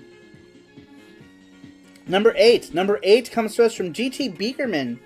Beakerman says, Final Fantasy II, ActRaiser, Rock and Roll Racing, Street Fighter II Turbo, and Space Megaforce. We're listening to Space Megaforce right now. Presented by Toho. I remember playing Street Fighter II Turbo so much that we wore out the L and R buttons on a few controllers. As a fix, we would remap the hard punch and kick to Y and B because the light attack sucked and we couldn't afford to buy new controllers all the time. The first time I played Space Megaforce was in my friend's basement. He had a nice stereo sound setup with the speakers mounted to the ceiling / first floor joists. When we would we would blast the music to the game, F-Zero, Blazing Lasers, and Rock and Roll Racing so damn loud that his mom would pound on the floor. We would just laugh and keep playing. It's like, fuck you, Mom. My first exposure to Final Fantasy II was at that same friend's house. I was confused that it started waking up in a bed, but I was quickly drawn in by the story, characters, and music, especially the main overworld track. I don't recall if I bought the game later. Is that it? Or is there Not more? much. I'm not sure if I bought the game... I don't recall if I bought the game later myself or if I just borrowed it from him. But I do remember playing the heck out of it. It was my first real RPG experience, and it opened my mind for FF3, Secret of Mana, and the Phantasy Stars series. Very cool. Alright, was that all of them? That's all. Oh, okay. I thought I saw you typing something. No, this is for It popped up a thing. It said, someone is typing in this document. Some jerk. That's strange. Alright, and the winner of this week's weekly video game giveaway is Kitsune-sama. I don't think she's here right now, but it doesn't matter. With these weekly giveaways, we just contact you via email and we let you know that you won. And they can pick the game of their choice. We should, do we have the website up? Yes. For it? So that we can... Rita, update that. Yeah, I keep forgetting we gotta do it. Alright, so here's the website where we put the games. Right there. You can see everything that has been won on the show and everything that you can still win on the show. We also have new stuff that we're going to be adding to that list as well. And we're going to switch it to Sarumro.com. Yeah, that list is going to go on sarumro.com at some point soon. Hopefully soon. I don't know when, but soon. Soon. But congratulations to Kitsune-sama. Thank you so much for entering, and for everyone giving me your answers to read. Every week we do the question of the week. Next week's question has something to do with snacks, because I guess we're going to be eating snacks on stream next week as well.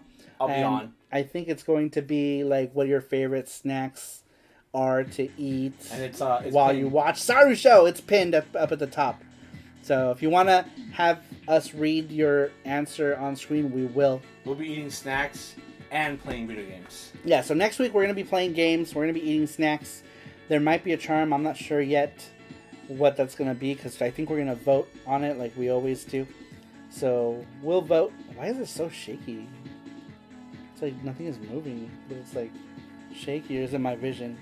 Am I dying? I'm dying. But anyway, guys, that does it. Is that it? Is that everything? Yeah. That's it. That's it for this show, you guys. Did it. We did it. All right, everyone. Thanks, everyone, for stopping in tonight. I really appreciate it. We'll be back next week with a whole new SARUSHOW and some more stuff. But in the meantime, make sure to keep talking in that Discord. Join us next week for some more live shows. I think we will be back. We probably won't be back until next Friday.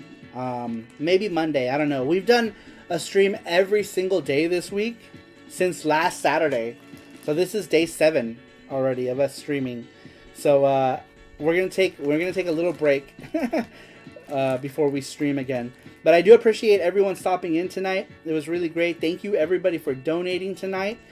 Transfer 247, Super Boo, GT Beakerman, Matthew Roach, RK Games, Randrick, Mark Dell, and that's it.